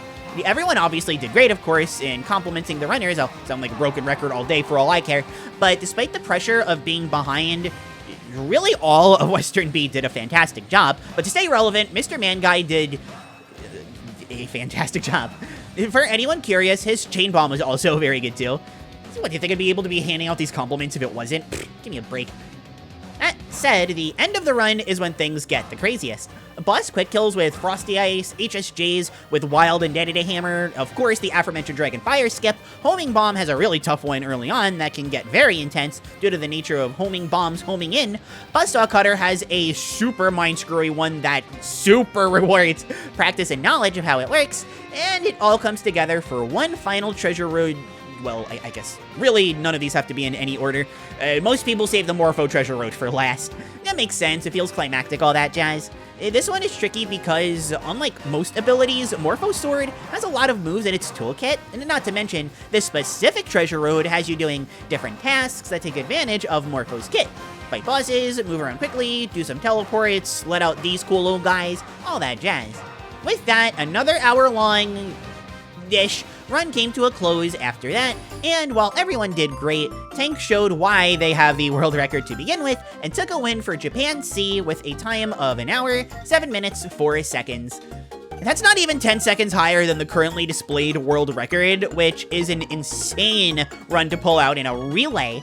And while everyone participating agrees that having fun is the most important part, you have to highlight the runs that are legit bonkers in terms of how fast they are. But with Forgotten Land over and done with, it's time for the game that I don't talk about much outside of videos, but never shut up about in my videos. It's Kirby's Dream Course, baby! Woo! I love Dream Course, and this year, a remarkably beginner-friendly run was chosen, that being normal courses any %. And no gold requirements, no extra mode challenges, just clear the regular game and take out Robo Day-to-Day as quickly as you can, and you're all set. Unlike the previous few runs as well, this one is much shorter, and not even coming close to an hour. That's a load off my back, I'll tell you what. As far as the competition went, adjust glasses, this was less of a dream chorus and more of a nightmare chorus. Because everyone was super good. Look, it's this or Sing Among Us, take your pick. Rob Dog on Western A stands out among the crowd as the world record holder for this category, while Sora Neko and Mr. Senton stand out for multiple reasons. Not only did they get impressive leaderboard times in a really quick amount of time, under a month, they're both VTubers, baby! Let's go! VTuber Nation! Tochiko stands out as well for having a 3-year-old run, which was several minutes longer than his current PB, which he grinded down in, again, under a month. Crazy stuff. Marsh had picked up the game for the relay, which is always fun to see, giving him that underdog status I was talking about with Elfilings. The tech issues that were scaring beforehand, not so nice, but he got through the full run with none. Yay! The layouts were nothing crazy for this one. I really liked Marsh's laughing face thing, and as mentioned, having 2 VTubers on at once is always a plus. Chochiko had a 4-player split screen at the start, which was funny, but also made it really hard for me to see what was going on, so props for looking out to me and this video in advance by getting rid of it. Sora Neko just being a cat was really cute, and I really liked Senton's model a lot. I'll never complain about having so many great femme VTuber models, but it's really nice to have, you know, a Mr. with a VTuber model too. I know you're all here for the Kirby, maybe some cute puppy on the side, but I gotta bring up this VTuber stuff. It sets the stage, alright? For those of you who aren't in the know about Kirby's Dream Course specifically, it's a Kirby golf game. That explains the absolute bare minimum, and you may think you have an idea of what to expect if you played, say, Mario Golf. A great game and all, I love Mario Golf, but Dream Course is nothing like it. For example, Dream Course has copy abilities, and they're all crazy. We'll get into specifics later, but as far as speedrun specific tech goes, getting a hole-in-one is something you always want to do when you're playing golf, is not something you want to do when playing this golf. A really long animation plays when you do so oftentimes runners will start a hole by mashing that A button really fast to get the first shot out of the way. You can get away with it on the final hole of every course since you reset to save time at the low cost of not letting Kirby do the Kirby dance. Actually, I take it back. Maybe it's not worth it. Dream Course is a shorter game than these last few, but that doesn't mean there aren't unique and nifty tricks up its sleeve. Notably, which ability you end a hole with is far more important than going in the set order that the game provides for you. For example, when Sora Neko is on Course 4, Hole 3, they make it a point to get Stone first despite having Tornado, an ability that's great for added movement. This is because Stone, when used, stops you dead in your tracks, helping you position your next shot for consistency. Stone is used for multiple holes after this, whereas Tornado wouldn't be quite as helpful, considering the very next hole is a much better fit for Stone shenanigans. That said, using abilities does take up a valuable resource that we want to use as little of as possible. Time. That darned man-made construct back at it again. For example, again, when Rob Dog does Course 1, Hole 6, they end with Parasol, but you never really see it actually used throughout the course, aside from this specific instance, like, right away. If an ability does anything to help you go fast, or stops you really, again, fast in a precise position, or stop in a precise position, again really fast, it's worth it, but some abilities just don't do that, or they take too long to do so on and so forth. Parasol, at least for Course 1, largely isn't worth it because of this. If you know what you're doing, you can just keep going fast and land perfectly in the holes where need be. I'm molding as I type this. I want to see more Parasol, dang it, but that's the way the cookie crumbles. Some of the other runners used it for Course 1 to land in the hole, which is kind of nice, and brings me back to that whole relay save thing. In my book, when it comes to Parasol, you just love to see it being used. This notably becomes a factor when routing for a hole like Course 7, Hole 1.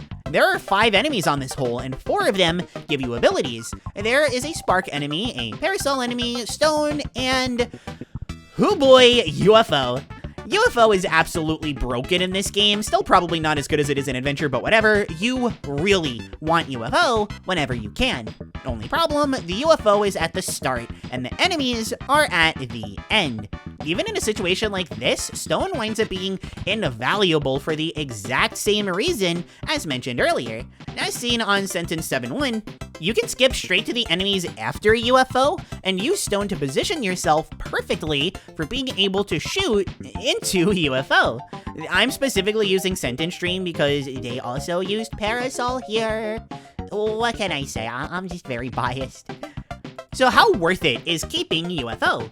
Well, using Sentence Stream as an example, they don't lose UFO until the 5th hole, and get to keep it until the very end. By using one advanced trick, and stone, you keep UFO and save great time for 3 holes. And while I could let the footage speak for itself on why UFO is so good, like, come on, do I really need to even explain this? I'll explain it anyway, because it makes me sound smart. Plus, you know, not everybody may be watching the video, there's that too. Anyway, imagine you're playing golf. Actually, no, let's go insane and say mini golf. I love mini golf. And you swing your ball at full force. Like a normal game of golf, but you're playing mini golf instead. Normally, you'd be paying the staff for the ball that you just lost, but if your ball was UFO, you would have complete control of where it went at the insanely fast speed and force you swung it with. You do only have 10 seconds to control it, but that doesn't mean, like, anything.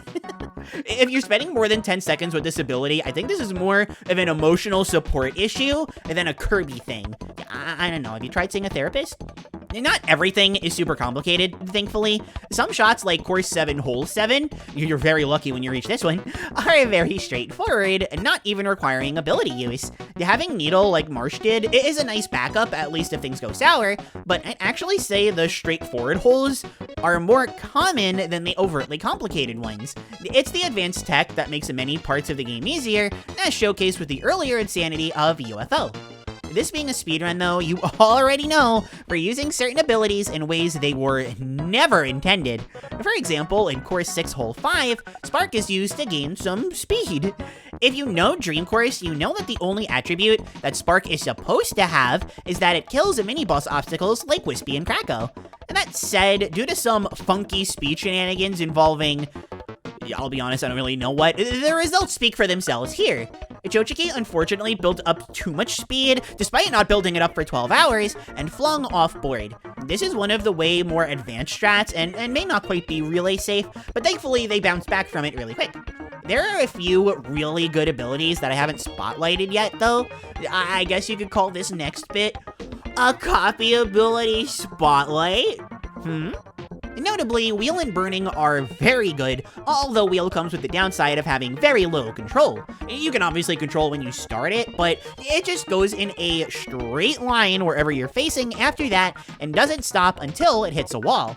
If you can nab, say, Stone or Needle, you can stop yourself in your tracks, but that's the best that you're going to get. Burning, on the other hand, is insanely good with very little in terms of drawbacks. You just get a super burst of speed, like a puppy with the zoomies, except you're on fire, and you go like really, really fast.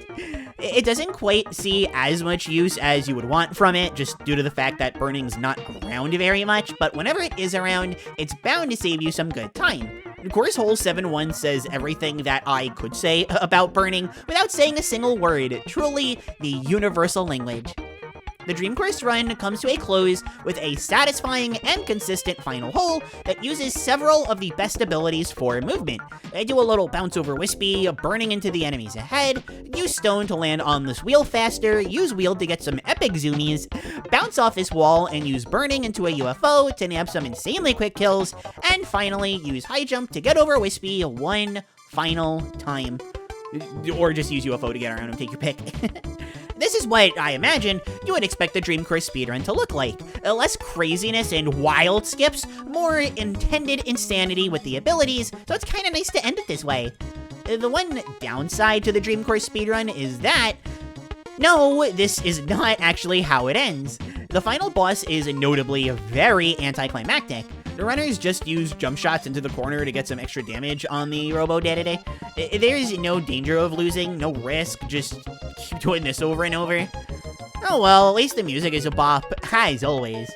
With Dream Course coming to a close, we see that Western A's very own Rob Dog took first with a bonkers time of 33:55. That's just under 40 seconds over his world record run, which is not an easy feat. Now, one of the Japanese runners left a message in the closing ceremony saying he is Rob God, which was really funny, especially because the runner, which is Chochiku, submitted the message in English despite not natively speaking the language. Again, I love this community. After a shorter run like Dream Course, we have an even shorter run. You really love to see it, at least after the longer combo of Star Allies, Epic Yarn, Forgotten Land. We've got some long runs after this one too, so enjoy the brevity while it lasts. And a shorter run like this comes with a simpler category. The one, the only, any percent for Kirby and the Amazing Mirror. Just get from the start of the game to the end of Dark Mind as quickly as you can. More importantly, I can make this next part sound supernatural for once. The competition for this one was amazing. Thank you, thank you. Anyway, Emote didn't have leaderboard times coming into the announcement, but she did get very solid PBs very quickly, not to be underestimated. Thomas and Kiku's PBs were already submitted and solid coming in, while both Corvus and Terra were working with top 10 leaderboard times. Solid all around, and for the sake of the relay, very exciting. The layouts, while relatively simple, still had some highlights. Even removing my non-existent Western A bias, Thomas's "I love RNG" image got a huge laugh out of me, especially given the context of Amazing Mirror. Also, it just being an emulator was straight up based. No complaints from Puppy on that one. I largely have nothing to add for Terra, Kikurage, and Omugi, except of course, Omugi-based VTuber Nation, baby! This is actually something that applies to all of the Japanese runners, but Omugi specifically just has a really fun energy to her streams. I like them a lot. But even great streamers and VTuber models have nothing on Corvus. See, channel familiars may remember Corvus as the legend who discovered some parasol movement tech in this very game. He's also the legend who showed up to K-Star 2024 with a webcam! Oh, if there's one thing that makes me feel more alive than VTubers, it's thinking about the 2000s. I was enthusiastic seeing this. I'm gonna be completely honest with you all though, despite the fact that one of the reasons why I love Amazing Mirror speedrunning is the routing, it's impossible to keep track of what the runners are doing because of it. There are some rules they need to follow, like Moonlight Mansion always comes first, but exact routing is up to the individual runner. Because of this, instead of explaining how the runs go using strats and examples, I'm just gonna highlight individual runs with an example or two of stuff that I found cool. Sorry to the runners that this part kind of wound up being a lot shorter than the others, but somewhere I had to draw the line. Kikurage got hit hard with the commentator's curse early on, but otherwise had a really solid run. A bit later from the bit of the commentator's curse, they got a really satisfying quick kill against Frosty, involving the two nearby Waddle Dees and a Star Block. You can use wheel with any combination of those, but this one involves the least amount of wheel hit lag. Kiku also premiered, at least for the sake of K-Star, the new King Golem strat, opting to keep wheel instead of using stone. King Golem takes a little longer because of this, but having wheel movement for the little bit of time you still need to move around winds up ending in a time save. Wheel good. Wheelie good, maybe? And Omugi started next, and her run was, of course, very good. For example, in Carrot Castle, there's a room you need to get through by being shot out of the cannons. You don't have to be shot out of the cannons, but if you ignore them, you gotta deal with lots of nasty, sharpy spikes that instantly wipe your ability from reality. As a safety measure, since losing Wheel for Mega Titan is mega stinky, she gets rid of Wheel and inhales it, meaning that she can just swallow when she's on safe surface, thus keeping her ability. Her Mega Titan followed this same pattern. Usually this fight can be pretty brutal, but if you know the strats and have Wheel, you can just keep ramming him into the wall, and then chip away at his armorless form. All around, a very clean Carrot Castle. Thomas had a great candy constellation with solid wheel movement all around. Some of it can look crazy satisfying, but the missile movement is even more impressive. A missile, despite looks, is really hard to control, with inputs more guiding it in a specific direction, rather than actually turning it in said direction, so seeing such clean missile movement from start to finish is nothing to sneeze at. The hands boss fight also went insanely well. The fire is still a reliable strat for the two, and the RNG here was really good. The hands both tried to clap Thomas, but only Kirby is able to enact violence, so the positioning wound up being really good for Thomas to get insane damage with fire really fast. Terra, meanwhile, absolutely nailed my favorite mix of the entire run. Kinda. The one minor mistake is fine in the grand scheme of things, you know? Anyway, in Olive Ocean, after you beat the ever-based Boxy and get to the waterfall room, you get rid of Wheel for an ability better suited to cheesing the next section.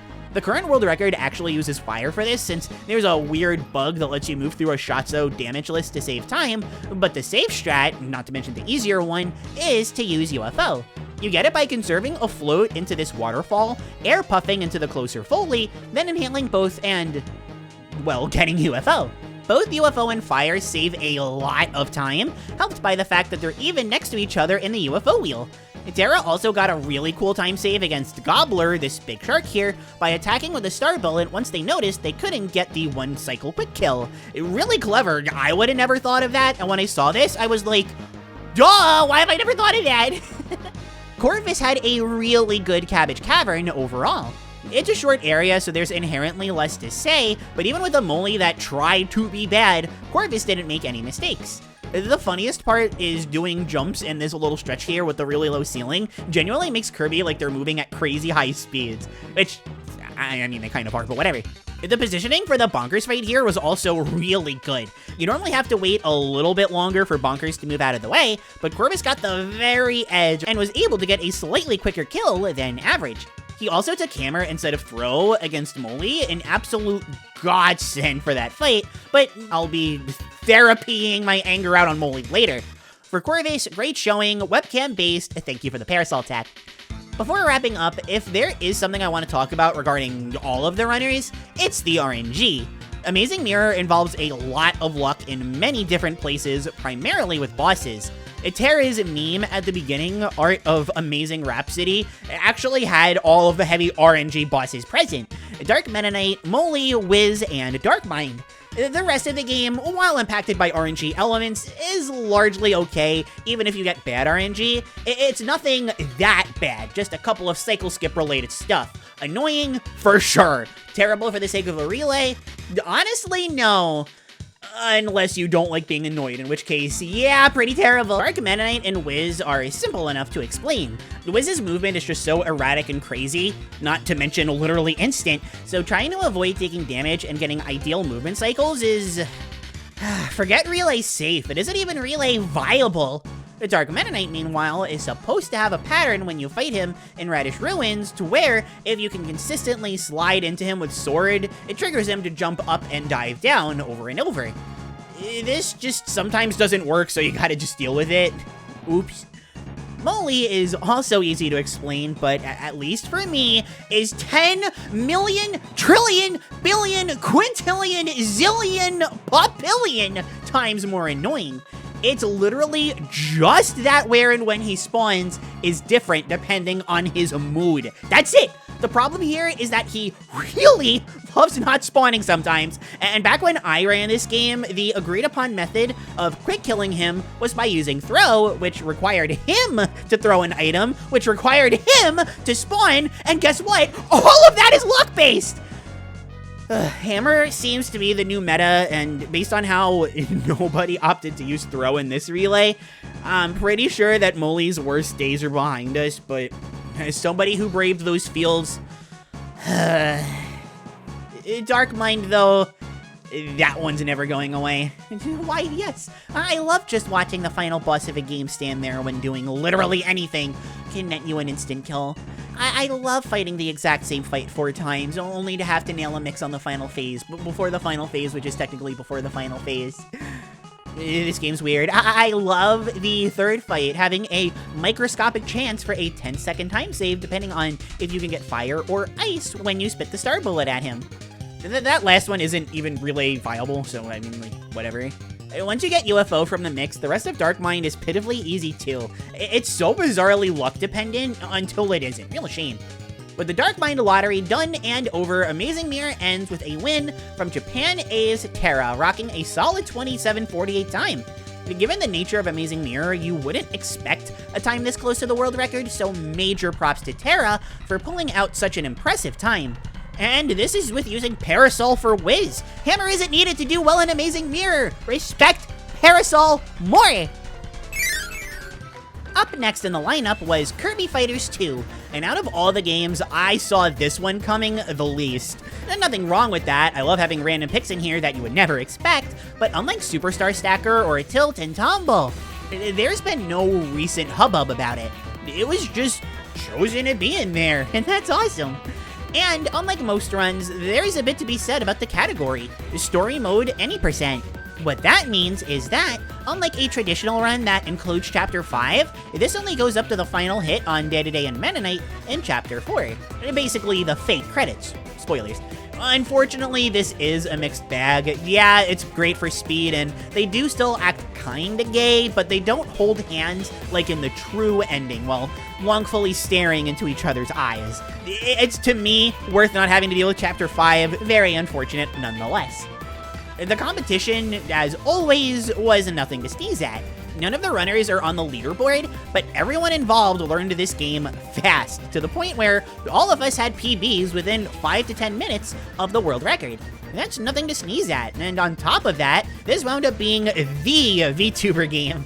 Amaben and Azumino didn't wind up having VTubers, but they placed top 2. They're good, they're good. Then there's Soul, a PNG tuber, and again, those are 100% VTubers. Stop annoyingly gatekeeping people. And Raikopin, who has a really cute model. Yeah, I've said this about pretty much every VTuber, barring the first one with the really weird, funny mouth. But it keeps holding true, what can I say? You can't blame me. Oh, and there's also this, like, weird dog lady over here, but she kind of just chilled in the bottom corner of her stream the whole time, so, like, whatever. Yeah, this section's gonna be real different from the others. So lots of love and respect to the other runners here. Obviously, everyone did amazing, and I love you all, but there's no way I'm not focusing on myself during this part. To go over the other runs pretty quickly, again, for respect, lots of crazy stuff, including Amapen using Wrestler for Chapter 2 instead of Sword. I love this, and I definitely need to study the ways of the Wrestler going forward. Soul also super popped off with her love of Beam. She had the whole Japanese chat shouting Beam Attack during her entire run. Basically, she used Beam for Chapter 4, which didn't wind up working out super great, but in doing this, she discovered it's actually comparable to Fighter, which is pretty neat, especially since for Chapter 5, Fighter is the meta. Her and Raikopin had super close final times too, making the race for both 1st and 2nd, as well as 4th and 5th, really exciting, albeit at different times due to how the relay works. That does leave the middle person for 3rd place, and alright, here we go. So, all joking aside, yes, I participated in the relay for Kirby Fighters 2. That is me in the bottom left, chilling in the bottom right. Don't I look adorable in my puppy VTuber goodness? Give me head pats, lots of them, you know the drill. I did a reasonable amount of prep for this, or as much as I could, given how I make videos and all that jazz, but how did my relay performance go? We'll talk about it, but my final time could have easily been a 106. I wound up getting a 108, which fits snugly in the middle of top 2 and bottom 2. So my Chapter 1 goes as well as it could. I never quite figured out the timing for Sword 1 cancel, because I'm used to the Return to Dreamland timing. Basically, if you don't know what Sword 1 canceling is, since you don't speak the foreign language of the Kirby speedrun, you can cancel Sword's first hit into itself by holding the attack button to start its charge attack. If you let go early enough, instead of charging, you just cancel it and can instantly do Sword's first attack again. If you don't hold the button long enough, you get Sword's rapid jab, which is terrible, but is doubly terrible since it ruins your positioning. You see, the best place you can have your opponent is the corner, so you can hit them over and over and over and over and over again. You may be thinking, but Klaire, why do that when the CPU can just jump out of the way? And my answer to that is, oh, now the CPU jumping out of the way. The first 2 chapters mostly consist of doing this, with the boss fights being the only real deviation from it all. These also mostly amount to the same thing, although with bosses being more scripted than stupid enemies that get slightly out of the way because sword hitboxes are awful and I can't get them in the corner and have to play chase. They wind up being a lot more consistent, especially in Chapter 1, where item RNG is at its least prevalent. Yep, we gotta talk about the roguelike elements of KF2. After winning a battle, you can choose one of 3 options, or 4 if you get Item Selection Plus, to upgrade your kit. This can boost a stat, making an item you use more powerful, or even deal bonus damage to certain characters. Unfortunately, aside from the first chapter, which is largely scripted, all of these items are random. Realistically, you only want stuff that will boost the damage you deal with your ability. Things like charge speed upgrades and food items don't mean much compared to dealing more damage, at least before Chapter 5. It's far faster and safer for your health, in-game and in real life. Ooh, I'm so clever. Ooh, you want to subscribe to the channel again. Ooh. To knock out enemies quickly than it is to boost your defense. Clearly, whoever created the stupid mint leaf sticker didn't get the memo because this specific sticker just loves showing up instead of something useful like an attack boost. Sure, I could be taking my rage out on any other item, but the mint leaf sticker gets all of my rage because it is attached to what is, by far, the worst item in the game. When you get the mint leaf, you can't attack. You're forced to spit out these puffballs in very, very slow intervals, wasting tons of time you could be smacking your opponent in the corner with. Even worse, since KF2 is forced co-op with the CPU, they're going to... No, it isn't that they want to. Their subservient will to the Master Mint Leaf makes this torturous fate inevitable. Grab it, kiss you without consent so that you get stuck with it too, and you lose tons of time.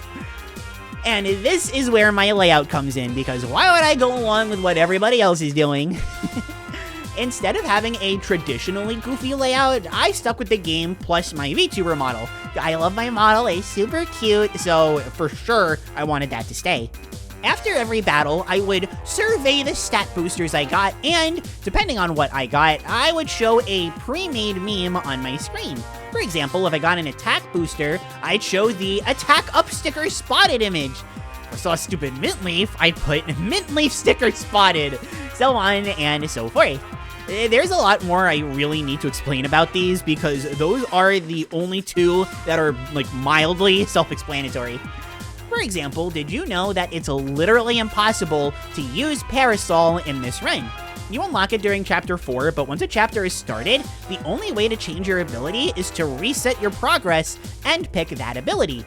Still, I'm me, and I wanted a way to make Parasol work in this run, so whenever I saw an enemy Parasol user, I'd use the enemy Parasol spotted image, which was just me being wonderful and funderful because of my favorite ability. Now, while a lot of these images were just stupid top to bottom, I actually like looking at this one. It makes me very happy. On the flip side, Chapter 4 hosts one of the scariest bosses in Kirby speedrunning history, Shadow Kirby. See, starting with Chapter 3, you shift from sword to hammer, because hammer is just sword but better. The same idea of locking the enemy in the corner and mashing the attack button, but it deals more damage and doesn't need to be canceled into itself. On top of that, your aerial spinny-winny attack keeps opponents locked in the corner, giving you an aggressive option that sword doesn't have. It's really nice. Until it isn't. Shadow Kirby is the kind of boss AI that likes to cheat, reads your inputs, and attacks you for the sinful act of trying to win.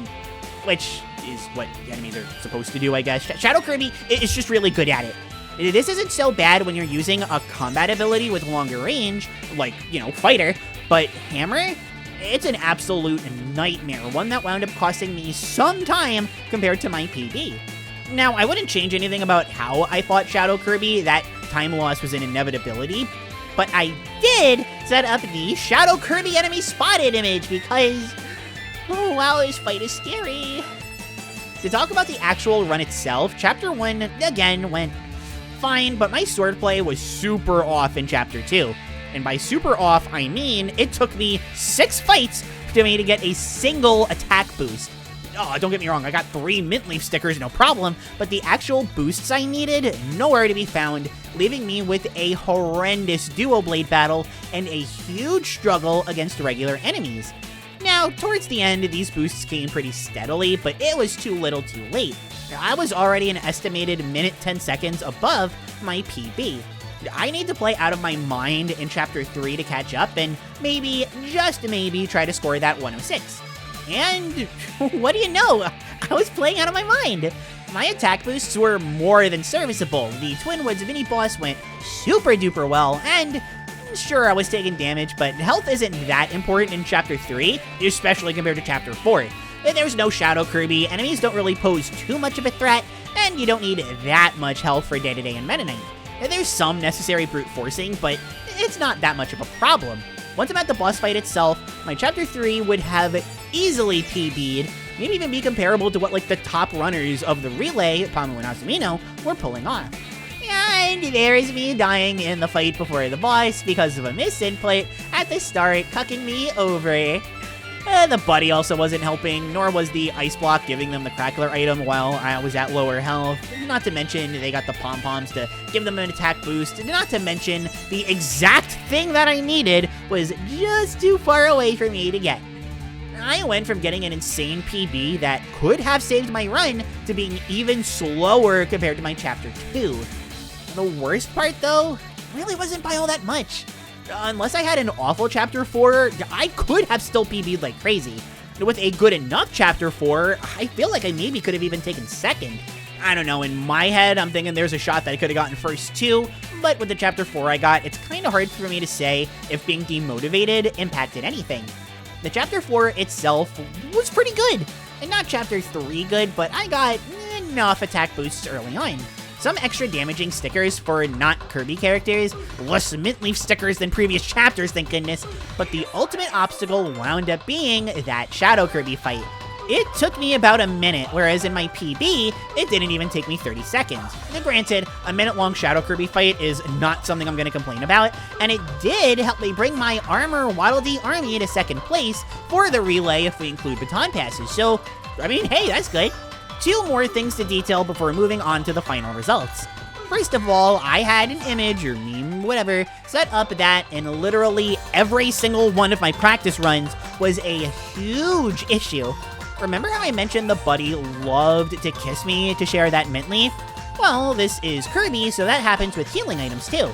The only problem is that, even if we're not wasting time spitting out mint onto our enemies, I still can't attack while being kissed, allowing the CPU a free opportunity to get out of the corner. This actually just never happened in the K-Star run, to my shock and awe. I was happy, but also kind of disappointed because I wanted to use this image. It's usually Gooey that kisses me the most, and one time during a practice stream, I said I was gonna file a restraining order if he didn't stop kissing me. Evidently, he took that to heart here, but I had no reason to use the image because of that. I used it anyway. It's way too funny for me not to use, but at least give me some fancy drama to use for a video. Yeesh. And lastly, the end of my run. The final battle against Dedede and Mennonite isn't very hard, just very time-consuming. Because of this, and some freezes caused by my buddy's inability to not die, but then commit to that cause, the fight could have gone better. Still, despite the bad luck, the misinputs, the Shadow Kirby, the restraining orders, I advanced with one final meme. No memes, I'm just happy to be here. Aww. And then I accidentally showed my support me on Patreon image too early, and I panicked to take it off, and I wound up pressing the wrong button, and I wasted a few seconds. Oopsie doops! Needless to say, I didn't win this, clutch as things working out better for me would have been. Asumino wound up clutching the victory after a hard fault battle with Amapen, scoring a 105-24. That's almost world record for any percent, which is insanely impressive. I don't think the perfect run for me could have beaten that, although Amapen got a 105-46. I'm thinking at the very least I could have kept it close to that. I lost nearly 2.5 minutes compared to my PB, so if things were perfect, just saying. And with that, we've reached the big one. I've described other speedruns in this video as long, and of course I mean that lovingly, but this next category... Deep breaths, I gotta do this in one take. Kirby's Return to Dreamland Deluxe 100% Story Mode Restricted, and it's 3 hours long. Basically, it's down to you zooming through the regular campaign, clearing the save file 100% from brand new, beginning to end. Things like multiple controllers and amiibo are not allowed, hence the restricted tag at the very end. Oh no, how am I gonna finish playing this game without my Byleth amiibo? I swear Fire Emblem is amazing. Play those games! There was some deluxe competition for this game, as per usual. Yoshi was going on an absolute tear, setting a new world record a mere day before the relay. Hybrid was never too far behind either, creeping ever closer to a sub 250 with each passing day. Noops, Lemon, and Susurua were all relatively close together too, not being that far off from Hybrid or Yoshi. As per usual, this race could have gone anyone's way, and it was just a matter of who could clutch out the fastest time. The layouts, as always, were pretty great too. Susurua and Yoshi seemed fairly straightforward, but Noops, despite not going for the sillies, at least had a really fun split background. That is the face that all speedrunners make when running, and that is a fact. Editor's note, this is as far removed from the fact that you could possibly get. Editor's second note, I'm my own editor. Why do I put all this extra work on myself? Lemons and Hybrid had peak layouts though. The former had the funny Haw cat on it, which is always good, but more importantly, had this adorable smiley cat lemon the whole time. I loved it, and to my surprise, I was to learn that it doubled as a PNG tuber. So you know what that means? VTuber Nation, baby! Of course, I also have to mention how excellent Hybrid's layout was, literally surrounding his run in weird Kirby memes. These are all worth bringing attention to, but in particular, I gotta highlight this mystery blue sphere with lips, is how I'm gonna choose to describe it. I don't know what it is, I don't think I want to know what it is, but as weird as it was, this layout also had Rick, so the two entities of Order and Chaos canceled each other out. So this one is in kind of a similar spot to Amazing Mirror. While that game had the routing that made keeping track of things difficult, I did ever so subtly mention that this game takes 3 hours. Compared to the average length of a run for the relay being like 30 to 45 minutes, 3 hours is a lot. So to keep the time condensed, because this video is so long already, I won't be going into insane detail. Detail still, but the super big Return Deluxe fans may be upset by this news. And if you are, remember, the relay is linked in the description. You can watch 3 full hours of this run. And I commentated most of the run too, so you still get that good puppy action. If you're like me and are a lot more familiar with the original games' hundo compared to this one, there's one monumental difference that stands out among the rest. In the original game, you need 3 enemies to mix, whereas in Deluxe, you only need 2 as long as they give you a different ability. This means, compared to the original hundo, which mostly relies on 1 early game mix, Return Deluxe operates on 6. This makes Wing a far more viable option with all of the extra mix spots it gets, but is something as tricky as a mix even reliable for Relay? Yeah! For example, Hybrid didn't miss a single mix the entire run. In Raisin Ruins 4, there's a mix on a moving floor that involves brute force inhaling a Sir Kibble and the sand enemy. They're cute, but I don't know, they weren't in the original, so implying that I know anything about them is even cuter. Anyway, the setup is tricky, and then actually timing it correctly to get Wing is tough, since mixes are basically always hard. The old school mixes are here and accounted for, including that good old 7-2 mix with the 3 ninja enemies, so old heads like me can feel some sense of relief. Or anxiety, I don't know, mixing in OG Return kinda blue. That said, mixes aren't all you need to have a good Return Deluxe run. Despite Wing's mix dominance, there aren't that many mix spots, and sticking with a different ability is either necessary or just plain faster than trying to set up a mix. Like we see in Susurua's run, as early as Raisin Ruins 3, you see Tornado ditched for High Jump. Tornado is insanely good, arguably the best ability in the game aside from Wing. For now, I'd argue Fire is better, but who knows, but it does nothing for moving up. Raisin Ruins 3 is mostly about moving up, so of course you want to take that, but wait, you need Beam to get an Energy Sphere, which is necessary because we're doing hundo. And because you need to be shot out of a cannon, oopsie doopsie, you don't get to keep High Jump after that mini-boss. It is a vicious cycle. You know what though, this is all stuff that applied to the original games 100%. I want stuff unique to Return Deluxe. Well, around this point of K-Star, Noops was entering his first Another Dimension portal accessed by using the Ultra Sword. In the original, you would just slide kick inside and everything was nifty-swifty. In Deluxe, though, it was discovered pretty early, and by early I mean during the demo days, that if you got rid of an ability while using a slide kick, Kirby would go kinda crazy and gain a very random boost of momentum. Given how few slide kicks got carried over from the OG speedrun to this one, since regular running is just so fast, this tech is very nice for old heads like me that... Ah, shoot, wait a minute, I said that already.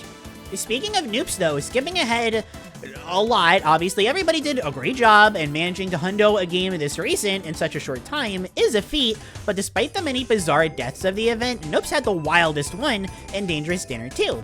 The only thing that I can think of that happened here is that even though the floor was being pushed over to the right and there was an open gap, the game didn't register that that gap was fully there, even though obviously there was a gap there, Kirby fit in there, resulting in the death. I don't know, it's hard to explain, but it was obviously bizarre. Lemons had an equally bizarre death in Egg Engine 6 actually, clipping into the crushed wall despite being outside of it, and dying. I mean, this wouldn't happen in the original, only in Return Deluxe? Anyway, oh boy, did I just get sidetracked. There are other good abilities aside from the ones I mentioned, and to keep on track with things unique to Return Deluxe, we need to talk about Sand. Absolutely, it is the best boss killer in the game. If you take 5 seconds to look at Sand in any boss fight in the relay, you'll be stunned at how absolutely powerful it is.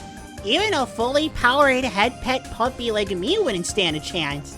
It's seen sprinkled here and there throughout the run whenever there's a boss that can be destroyed and your ability isn't absurdly good already, but it's most notably seen in the final fights of the game against Landia and Magolor.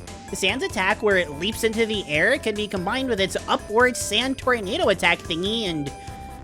forget stunned, I'm flat out disgusted at how broken this is against bosses. Of course, I mean that in the most loving way possible. It's not a bad note for the run to end on.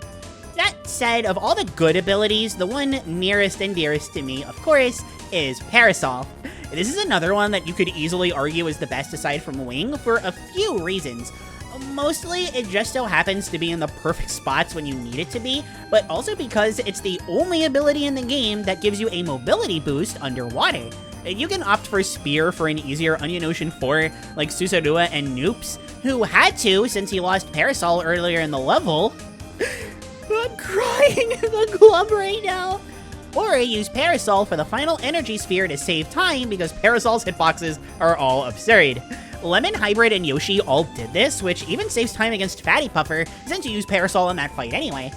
Speaking of Fatty Puffer, the bosses of this game are, as Aiden put it on commentary, far more scripted here compared to nearly every other game in the relay thus far. If you get a boss to a certain amount of health, they will always do the same thing, which makes routing a whole lot easier, but your execution a lot more stressful. Using fire against like Wispy, that's one thing, it's easy enough to not mess up, but you're on a strict timer for, say, Wing against Grand Doomer.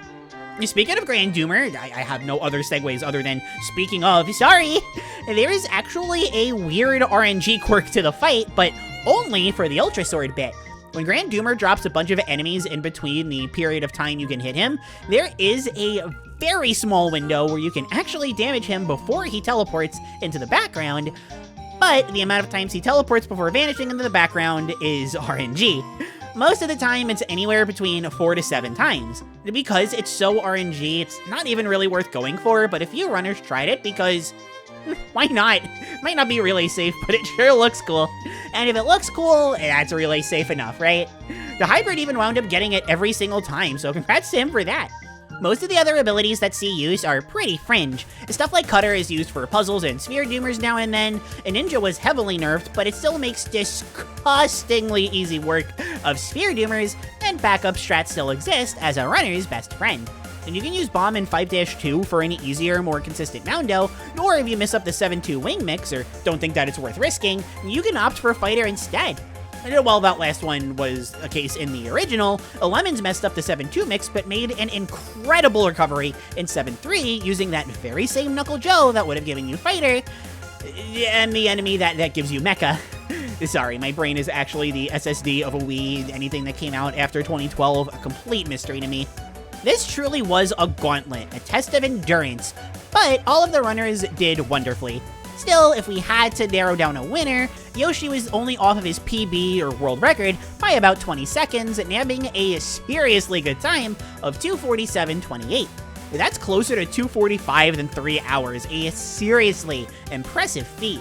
If anyone's curious, the world record for the original's Hundo story mode, blah blah blah, is 2 hours, 36 minutes, 32 seconds, a bit over 10 minutes quicker than Deluxe. I'm glad we ran Deluxe and gave it a shot in this year's relay, but if you don't think 3 hours is enough Deluxe, You're crazy, but the fun isn't over yet.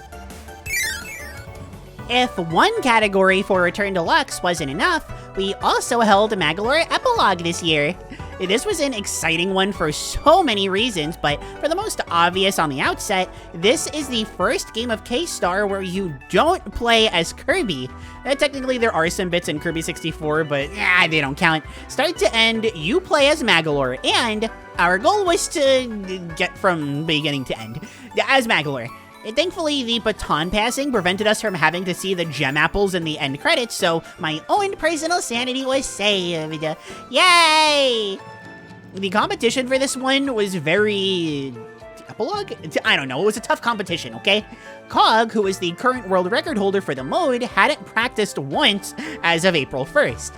He was second place at the time K-Star happened, to give you an idea of how insane Cog is. Cog is also half German, half Japanese, so if he really wanted to, he could have abandoned the Western teams for the Japanese ones, or he could just do that next year for a different relay. Honestly, he's really powerful. Bomb Happy represented the other Western team, which was great to see. If you don't know, when the game first came out, Bomb Happy was the runner to follow for Magolor Epilogue, finding strats, setting new world records, even learning the run blindfolded. Eventually, he retired and paved a way for newer runners to improve his runs, but he came back for K-Star, which just makes you feel all warm and fuzzy inside. Well, as someone who didn't have to participate in this specific race, it made me feel all warm and fuzzy. The Japanese runners, Ikrin, Tomato, and Take, all have very strong leaderboard presences as well, having top 11 times. This was bound to be close. The layouts, unfortunately, weren't much to write home about.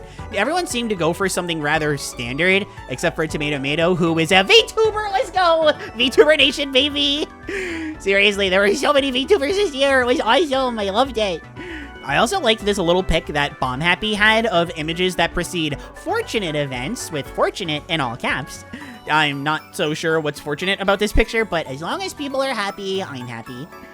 Unlike most of the other games, I feel the need to talk about what makes Magolor Epilogue so different. See, after the events of the main story, spoilers. Oh, spoilers. Thus, Magolor has nothing. His magic is short-ranged, he can't float at all, he barely has any health, things aren't looking so good. It's your job as the player to upgrade Magolor and make him the best Magolor he can be. Except, no. Doing these upgrades takes a lot of time, especially when only a certain amount are even necessary.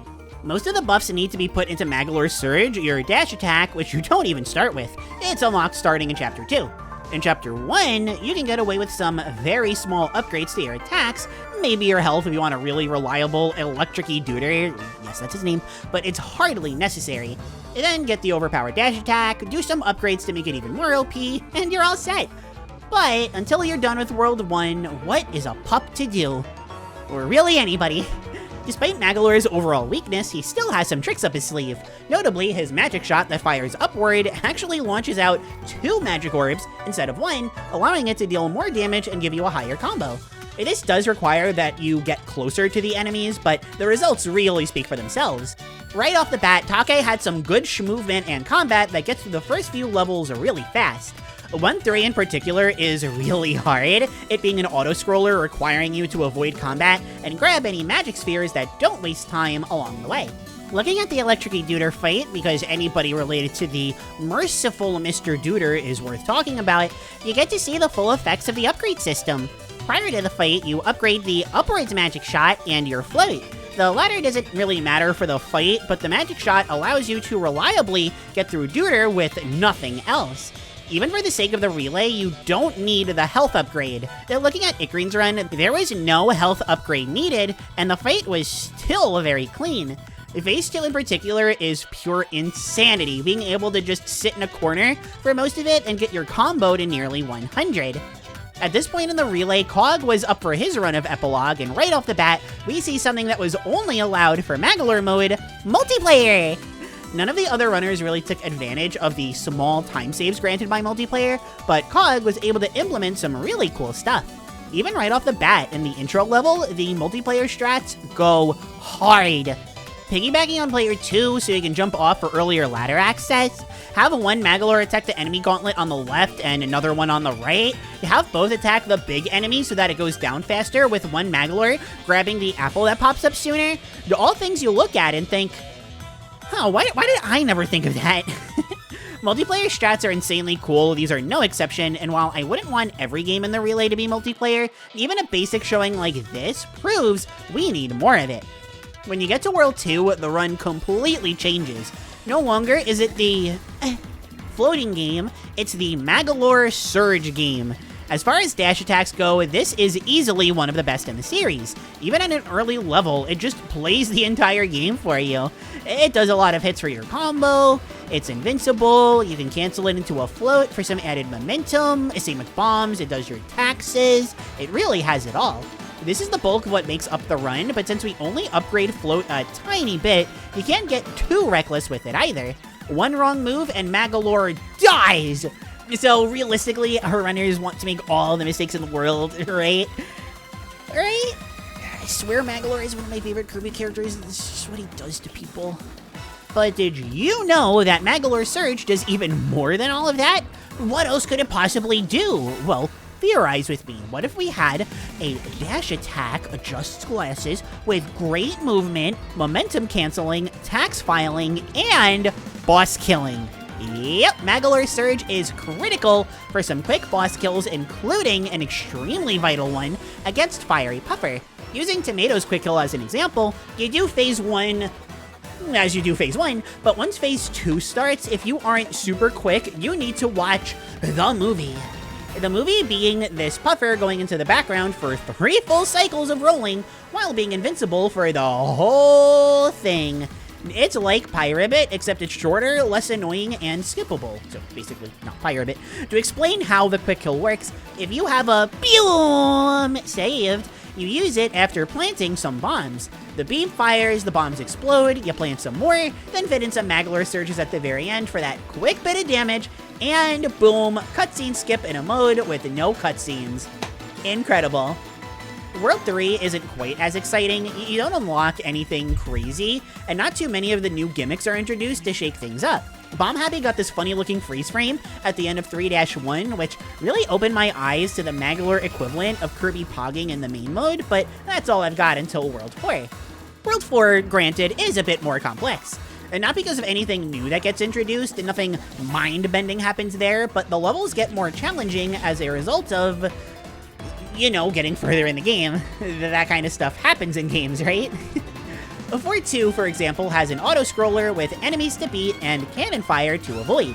This may not sound like much, and if you have a decent mix of health and attack upgrades, it's really not, but what haven't we done since we got Magolor Surge? That's right, upgrade! Surge is enough to deal with combat and get through the cannon stuff, but you aren't afforded much in the way of making mistakes, especially because the platform you're on here is so small. There's also a mini-boss gauntlet requiring expert use of bombs and Magolor Surge. There's the boss fight against the Sphere Doomers that's very strict on Surge plus upward magic attacks and timing, although Phase 2 is very funny with the bombs and the Surges. Even a Grand Doomer fight which uses upgrades? Yes, finally, we've level grinded Magolor enough. Time to use a Master Seal and promotes Magolor's stats. I swear Fire Emblem is good, please play it. We upgrade Magolor's bombs to max, we upgrade Magolor's Surge to max, and that's it. I mean, what else did you expect? The final boss of Magolor Epilogue, unlike the other fights, is entirely original, so let's go in a little bit of detail with this fight, especially now that Magolor's most important upgrades are maxed. And keep in mind, aside from one upgrade early on to Magolor's health, that still hasn't changed, so getting hit too many times would be a huge problem. And not to mention, basically everything Magolor has will be useless, except for bombs and Surge, so the moveset options are very limited. So, for the sake of example, we'll look at Bomb Happy's run, we could maybe take a look at everyone else's runs to see how they went, as an example, and how does the fight go? Well, Phase 1 goes about as insane as it looks. Literally, 2 attacks in, and the boss already can't handle what Magolor is throwing at them. This is partially because, you know, bomb's good, the sky is blue, grass is green, puppy loves head pats, but along the way, you also get the mighty magic bomb, which does even more damage than the regular bombs. It takes some time to spawn, but when you have nothing better to do, literally just the last 2 boss fights, it comes in handy. And of course, Surge is good too. Look at Sky Blue, Puppy Hat Pats, etc. Then the laser show starts. There's no real way to skip this, but Phase 2 starts for real after that. This is when the fight gets tough, as the new final boss throws everything they have at you. How is Magolor gonna be able? Then it's over. When I said that the mighty magic bombs were strong, I really meant it. These suckers are strong. Combine that with, of course, Magolor Surge dealing tons of damage for no actual good reason, and you have a health bar that just melts. I said at some point during the Magolor Epilogue run that speedrunning is, in part, a spectator sport, and the cooler a run looks, the better. Well, how do you top how cool this looks? The entire run is great and exciting, but this is an incredible cap to an incredible run. Actually, in World 2, you skip a Water Galvaros fight, so this run actually stinks. And so, with the Magolor Epilogue finished, we bade farewell to return Deluxe for this year's relay. For the Magolor portion, Cog came out on top with an impressive time of 36:14 for Western A. Within mere days of K-Star happening, Cog lowered his time to the current, as of this writing anyway, don't beat me up if I'm wrong please, 35-minute, 43-second world record. That's amazing, but while I normally only highlight one runner, I gotta shout out Tomato for getting a 1-second PB during that relay. It's motivating to get a PB at an event like this, but it's also, like, really hilarious because, like, it's a 1 second. This is funny to me. Magolor Epilogue was described by a few of the runners as the real skill check of the relay, the only category that had absolutely zero reliance on RNG. I wouldn't quite go that far, but it was definitely the flashiest of the more skill-based categories that wound up having some of the closest competition outside of something like KDL 1 that's just so straight. On the flip side, the RNG check of K-Star to see who had the best luck, with no doubt in anybody's minds, was Kirby Air Ride's City Trial Any %, or complete 100 checklist missions for City Trial. And no, we're not getting into the competitors right away this time, because there is a lot that goes on in City Trial. To the point where software exists that allows you to check off achievements or checklist missions that you've already gotten to make tracking easier, as seen on Shiro and Ryalu streams, but that still isn't enough to mitigate the RNG. I'll explain as much as I can as this bit goes on, but the fastest and slowest times having a near 70-minute gap, not 7, not 17, 707T, should explain everything about how brutal the RNG can be. Brutal RNG or not though, the competitors were all very solid. I still got it, woo! If you know your Kirby speedrunning, then Shiro needs no introduction. Easily one of, if not the, greatest to ever do it, but that doesn't mean the other runners were slim pickings either. Ryalu's also up there as one of the best, holds every world record for Kirby's Dream Land 3, has a top 3 time for Forgotten Land, and holds plenty of other notable rankings in other Kirby games, including the Triathlon world record for Air Ride. Bees also had Air Ride experience learning Triathlon for a previous K-Star as well. I couldn't find as much for Sin or Tenyuki, but we've seen plenty of people learn a game for a K-Star, including me, which is always a delight. And while the layouts were largely nothing to write home about, for this specific game, I understand. You need layout space just to help you comprehend what's going on. No VTubers though, man, gotta have that. So what even goes on in City Trial that makes it such an RNG mess anyway? I thought Amazing Mirror with Molly was annoying, but this one, oh boy. Alright, so before getting into the RNG itself, sorry to keep building it up and then having a dip, we need to talk about RNG manipulation again. In Air Ride's case, similar to Superstar Stacker, we're starting it before the run even begins. The game keeps track of the 4 previous stadium events that you've selected as to not put them back until they're off of this invisible list. Since there are only a small handful of stadium events that you need to get for the any % route, you can select those events, delete your save file, and then start the run proper to ensure you get the events that you need. So cool, the run started and already the RNG is in our favor. I like those odds, but what if I told you that there is a glitch that heavily relied on RNG that can only be done in the first city of any given run? I'm not going to pretend to be an expert on this, but at the very least, I know it's called item underflow, and that it was discovered by Shiro. Yes, that same Shiro. The world record holder for City Trial Any Percent, Blue Candy, made a guide on City Trial Any Percent that I'm using pretty religiously for this video, and instead of trying to explain it myself, I'm just gonna read the blurb out directly. Hopefully I remember to credit this in the description. Please politely yell at me to add it if I haven't, because plagiarism is not okay, but to explain the actual glitch, if, with player 1, Kirby in the first city of a new save, you only collect X items, alls count as one item, and you lose more than X when you get KO'd, player 1 Kirby's item count will underflow to the negatives and result in the highest positive values, with a 16-bit limit 65,535. Therefore, when you do this glitch, you will unlock all of the following: all Get 10 power-up checkboxes, plus 30 glides, as well as 500, 1,000, and 3,000 item checkboxes, include 50 in one game. Yeah, it's weird and kind of hard to understand, but the basic gist of it is that you trick the game into thinking you have over 60,000 in all stats when you're actually in the negatives. It's hard to pull off, but an absolute lifesaver for giving you so many checkbox clears right off the bat. Some of these, notably the 500 plus item checkboxes one, aren't viable otherwise in an any percent setting, allowing you more flexibility in your checklist choices. The obvious downside to this is that you can very easily be bad lucked out of getting this. You can set the city trial timer to 7 minutes, use 4 controllers to ensure the CPUs or whatever don't mess you up, etc. You still need to get all the stat boosters, you still need to hope for good city events. Something like fake stat boosters or same items practically means you're toast, and for some reason you need to hope that glides don't drop when you get hit at the volcano. It doesn't fail if you pick any of them up, but it can. Oh, and this isn't RNG, but you need to unlock the ability to view your stats on the pause screen. And remember, this has to be done in the first city of the run, so all of that stat booster progress, you need to make a mental note of all of it for nearly 7 minutes. Would you describe brain farting as an RNG percent chance that you spontaneously forget one specific detail? I don't know, I would, even if I'm just a silly pup. So in theory, that counts towards the RNG as well. And if you're thinking, come on, Klaire, that's way too much to be relay viable, I would agree with you.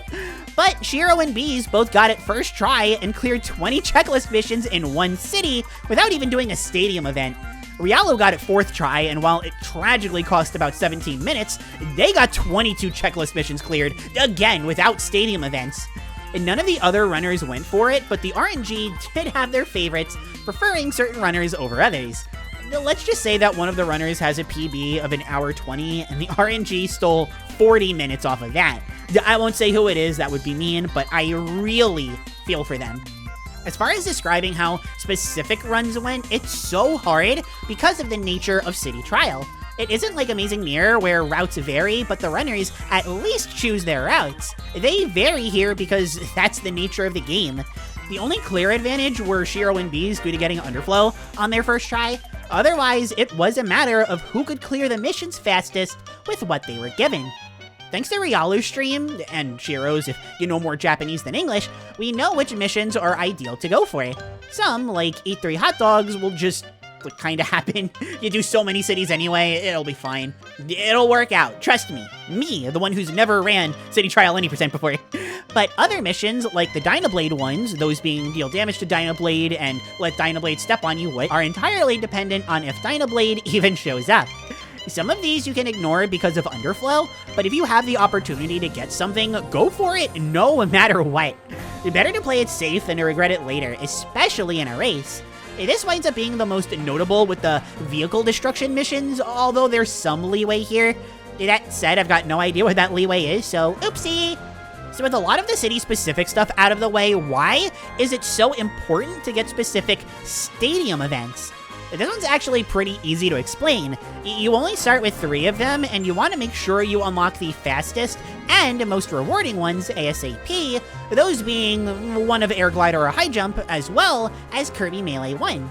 Afterwards, you can focus on whichever of the 2 you didn't get earlier. If need be, after that, you can try getting drag races, as those are relatively fast and easy. Worst case scenario, you can also get Versus Day-to-Day if you want to play it very safe, but it really isn't necessary, and even as a backup relay strat, I'm not sure how I feel about it. Well, actually, you know what? It puts Day-to-Day in the run just based on that. I'm okay with it. Target Flight is also a great one to get, but thankfully you start with that one already unlocked, so you don't have to worry about getting it. For clarity, you only need to clear around 53 city events before you can start focusing on the stadium ones. This obviously varies, but an optimal stadium can give you up to 44 clears in tandem with purple checkboxes that you'll be getting along the way. Feasibly, you can get anywhere between like 2 to 6 of these, and you can just adjust these numbers to your liking as the run goes on. The one last note before we finalize things here, because as cruel as this is, as a bystander, I think it's really funny. If you've played Kirby Air Ride and you're thinking that, hey, I mean, if nothing else, keeping track of how many missions you've cleared is easy, you'd be wrong about that if you're playing the Japanese version. See, in overseas releases, when you clear a mission, a tally is kept in this little circle that looks like it was literally made for that tally. Turns out, no, in the Japanese version, it's just this really weird-looking, empty, soulless space. I don't get it, and it looks weird and makes me very uncomfortable, but I do admittedly find it really funny still. With everything said, the runners did their runs, and it sure was an RNG fest. All of the runs wound up being great, with even the slowest nearly breaking top 15 on a very competitive leaderboard. But who came out on top?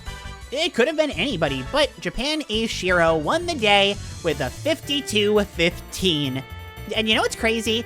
As amazing as this time is, it's about 8 minutes off of his PB. That's just what RNG does, but there's something even crazier than that. And that is that we're just about done here. While K-Star didn't end on the big RNG fest, it was still one of the last games. We only have one game left here, so with that, we're nearly ready to bring this video to an end. I know that we aren't talking about Forgotten Land, but here we are, the final game of K-Star 2024. Not wanting to end on a light note, our runners ran 100% or best ending for Kirby 64. Basically, just start a new game and beat 0-2, or a 0 squared, or 0 to the second power, whatever. This requires collecting every crystal shard, but unlike KDL2 and KDL3, it doesn't require clearing anything else. When the true final boss is defeated, K-Star ends. With all of that said, Puppy's really running out of steam, so I'm gonna keep this one even simpler than the others. Literally just gonna go over some highlights that I found fun before wrapping up. I'll explain what I can, but you gotta throw in the towel eventually. It's too hard finding new ways to say these runners are amazing and here's why, even for a series with as much variance as Kirby. If these runners are practicing relay safe strats, I gotta practice mental health safe strats, you know? Needless to say, the competition for this was fierce. I think I've used this exact verbiage already, but who cares? Yay! Curtis held the world record coming into the relay, with Grample not being very far behind. Fujikura, Dorupi, and Sima, or CMA, I'll probably just say CMA, all had great times coming into the relay as well, so really all that's left to do is see who comes out on top. As far as the race itself was concerned, Japan A was always in the lead, but the other Japan teams and Western A were hot on their trail. It really was anybody's game. Sorry, Western B. First off, ability variety in Kirby 64 Hundo is one of the coolest things about it. It's mostly needed due to certain combos being needed for certain shards, which is annoying for a casual setting. But for a speedrun, just looking at World 1 alone on Fujikura's end, who actually recorded his own meme for the K-Star opening ceremony, wearing that Kirby jumpsuit the entire time, we see burning, burning plus bomb, burning plus burning, and cutter plus cutter. You may be thinking, Klaire, that's not ability variety, that's just burning. And to that I say, I don't know, burning is really good. Also, nice double cutter cameo. But for real, if we look at World 2 now, what we can do for anybody, I just wanted to highlight Fujikura's stream because that jumpsuit is awesome. Ignoring all instances of burning, we see viable use out of stone, stone plus spark, ice, ice plus stone, which is legit the best combo outside of the two burnings, and regular spark. You also see bomb, bomb plus spark, and double spark, but there is not much actually used for them. The burning is used too, but I'm trying to prove a point here! Yay! The question we really need to ask ourselves though, is my favorite ability combo ever used? And the answer is no, are you insane? Why would anybody ever unironically use the melting ice cube? That said, some fan favorites do make an appearance. Check out this really cool Ripple Star 3 strat using the lightsaber. You actually need the burning arrow, but the lightsaber, fireworks if we're going to be talking on 80%, which we're not, is faster, plus you actually get the arrow in one of the enemy rooms. From there, you can just burn the carpet, grab the shard, get Spark, get Cutter again later on, thus being able to use the lightsaber again, thus being optimal. It's crazy, I love it! But who cares about any of this stuff? The real hype comes from using Cutter plus Stone to get a Crystal Shard later in the game. Only problem is that Cutter plus Stone transforms you into an animal friend. Which one? Did any one of Rick, Ku, Kain, Hitch, Choo-Choo, or Nago? And for this shard, you specifically need Rick. This is a legendarily bad shard for any speedrunner since luck can really screw you over. In 2022, maybe 2023, I can't remember, it took one of the runners 12 attempts before getting Rick. 12! Just because of bad luck. So I tallied them all up for this year, even ignoring the times that the runners used it before getting onto the position to make things look better, and the final results were... Fujikura, it took 5 attempts. Dorothy, it took 9 attempts. For CMA, it took 3 attempts. For Curtis, it only took 1, which is insane, but I'll explain why it only took 1 a little later. And for Grample, it took 3 attempts. Overall, very tame this year, except for poor Dorothy, who nearly hit double digits. It's not the worst time loss in the world getting bad RNG on this, but it's just really funny because there's no skill involved once you actually get Rick. It's just something I look forward to with Kirby 64 Hundo every time I see it ran. For another exciting RNG scramble, Miracle Matter! Miracle Matter can only be hurt by the same ability as the element it currently is. Basically, if it's doing a fire attack, only fire can hurt it, etc.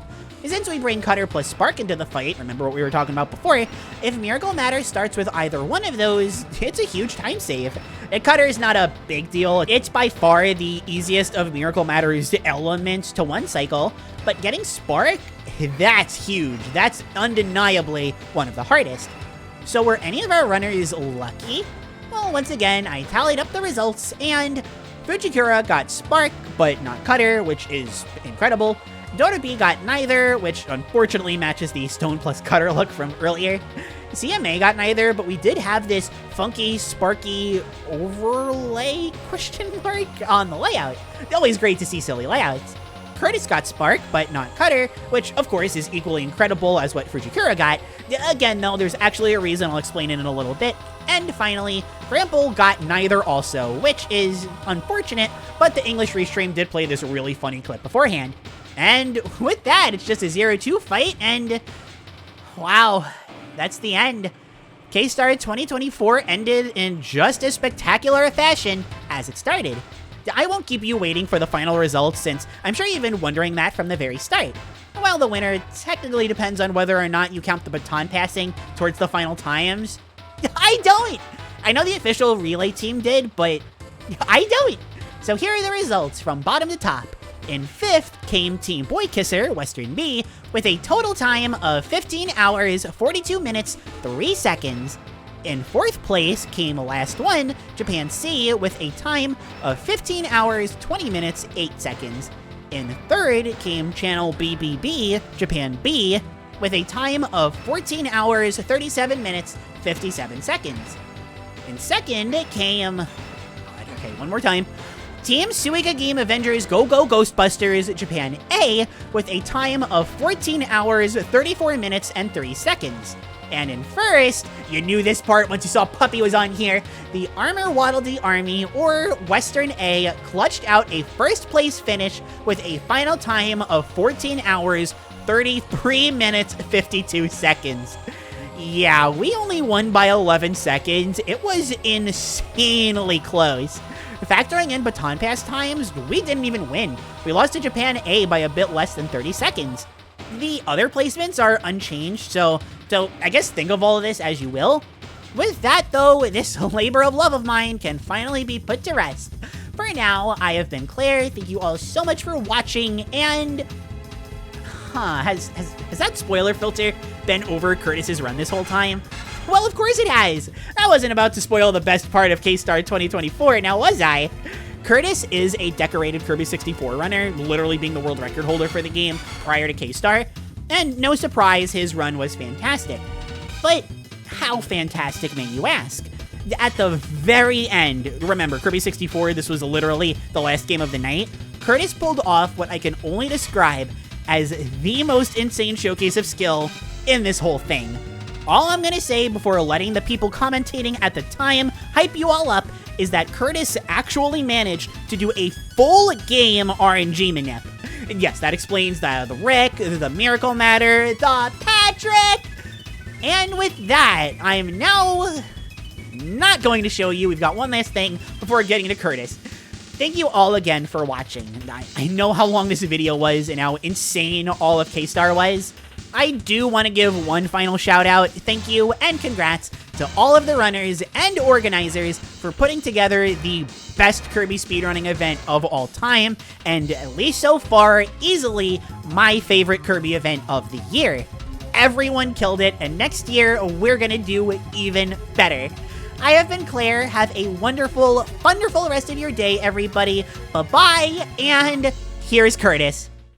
Curtis is actually wrapping up the stage right here and about to head into Miracle Matter as well. So this is a very close game. It still has the manip. This could come Still down has to it. one cycle on O2, honestly. Oh my Like, god. if he knows nip through O2, then like that might just be GG's right there if he kept it all the way through there. This is going to be Oh my God. really close. Who will win Even if the Curtis RTA battle? doesn't beat him, like this is world record pace and maybe by up to 10 seconds. Oh my god. This is incredible. Incredible performance from Curtis either way. Is it enough for Fujikara though? It's Think, very yeah. distracting. Fujikara they do it at is this year's Fujikara. winner. Ah! God. Wow. GG. GG. World record for Curtis. That's world record for Curtis. Look at how close that Wow. was. World record during relay, and it's going to come down to fun past timing. Incredible. Oh my God. Incredible run from Curtis as well. GG all around. Oh my I The can't casual record. relay world record. That's freaking nuts. Ended That's off with insane. the world record in Kirby 64.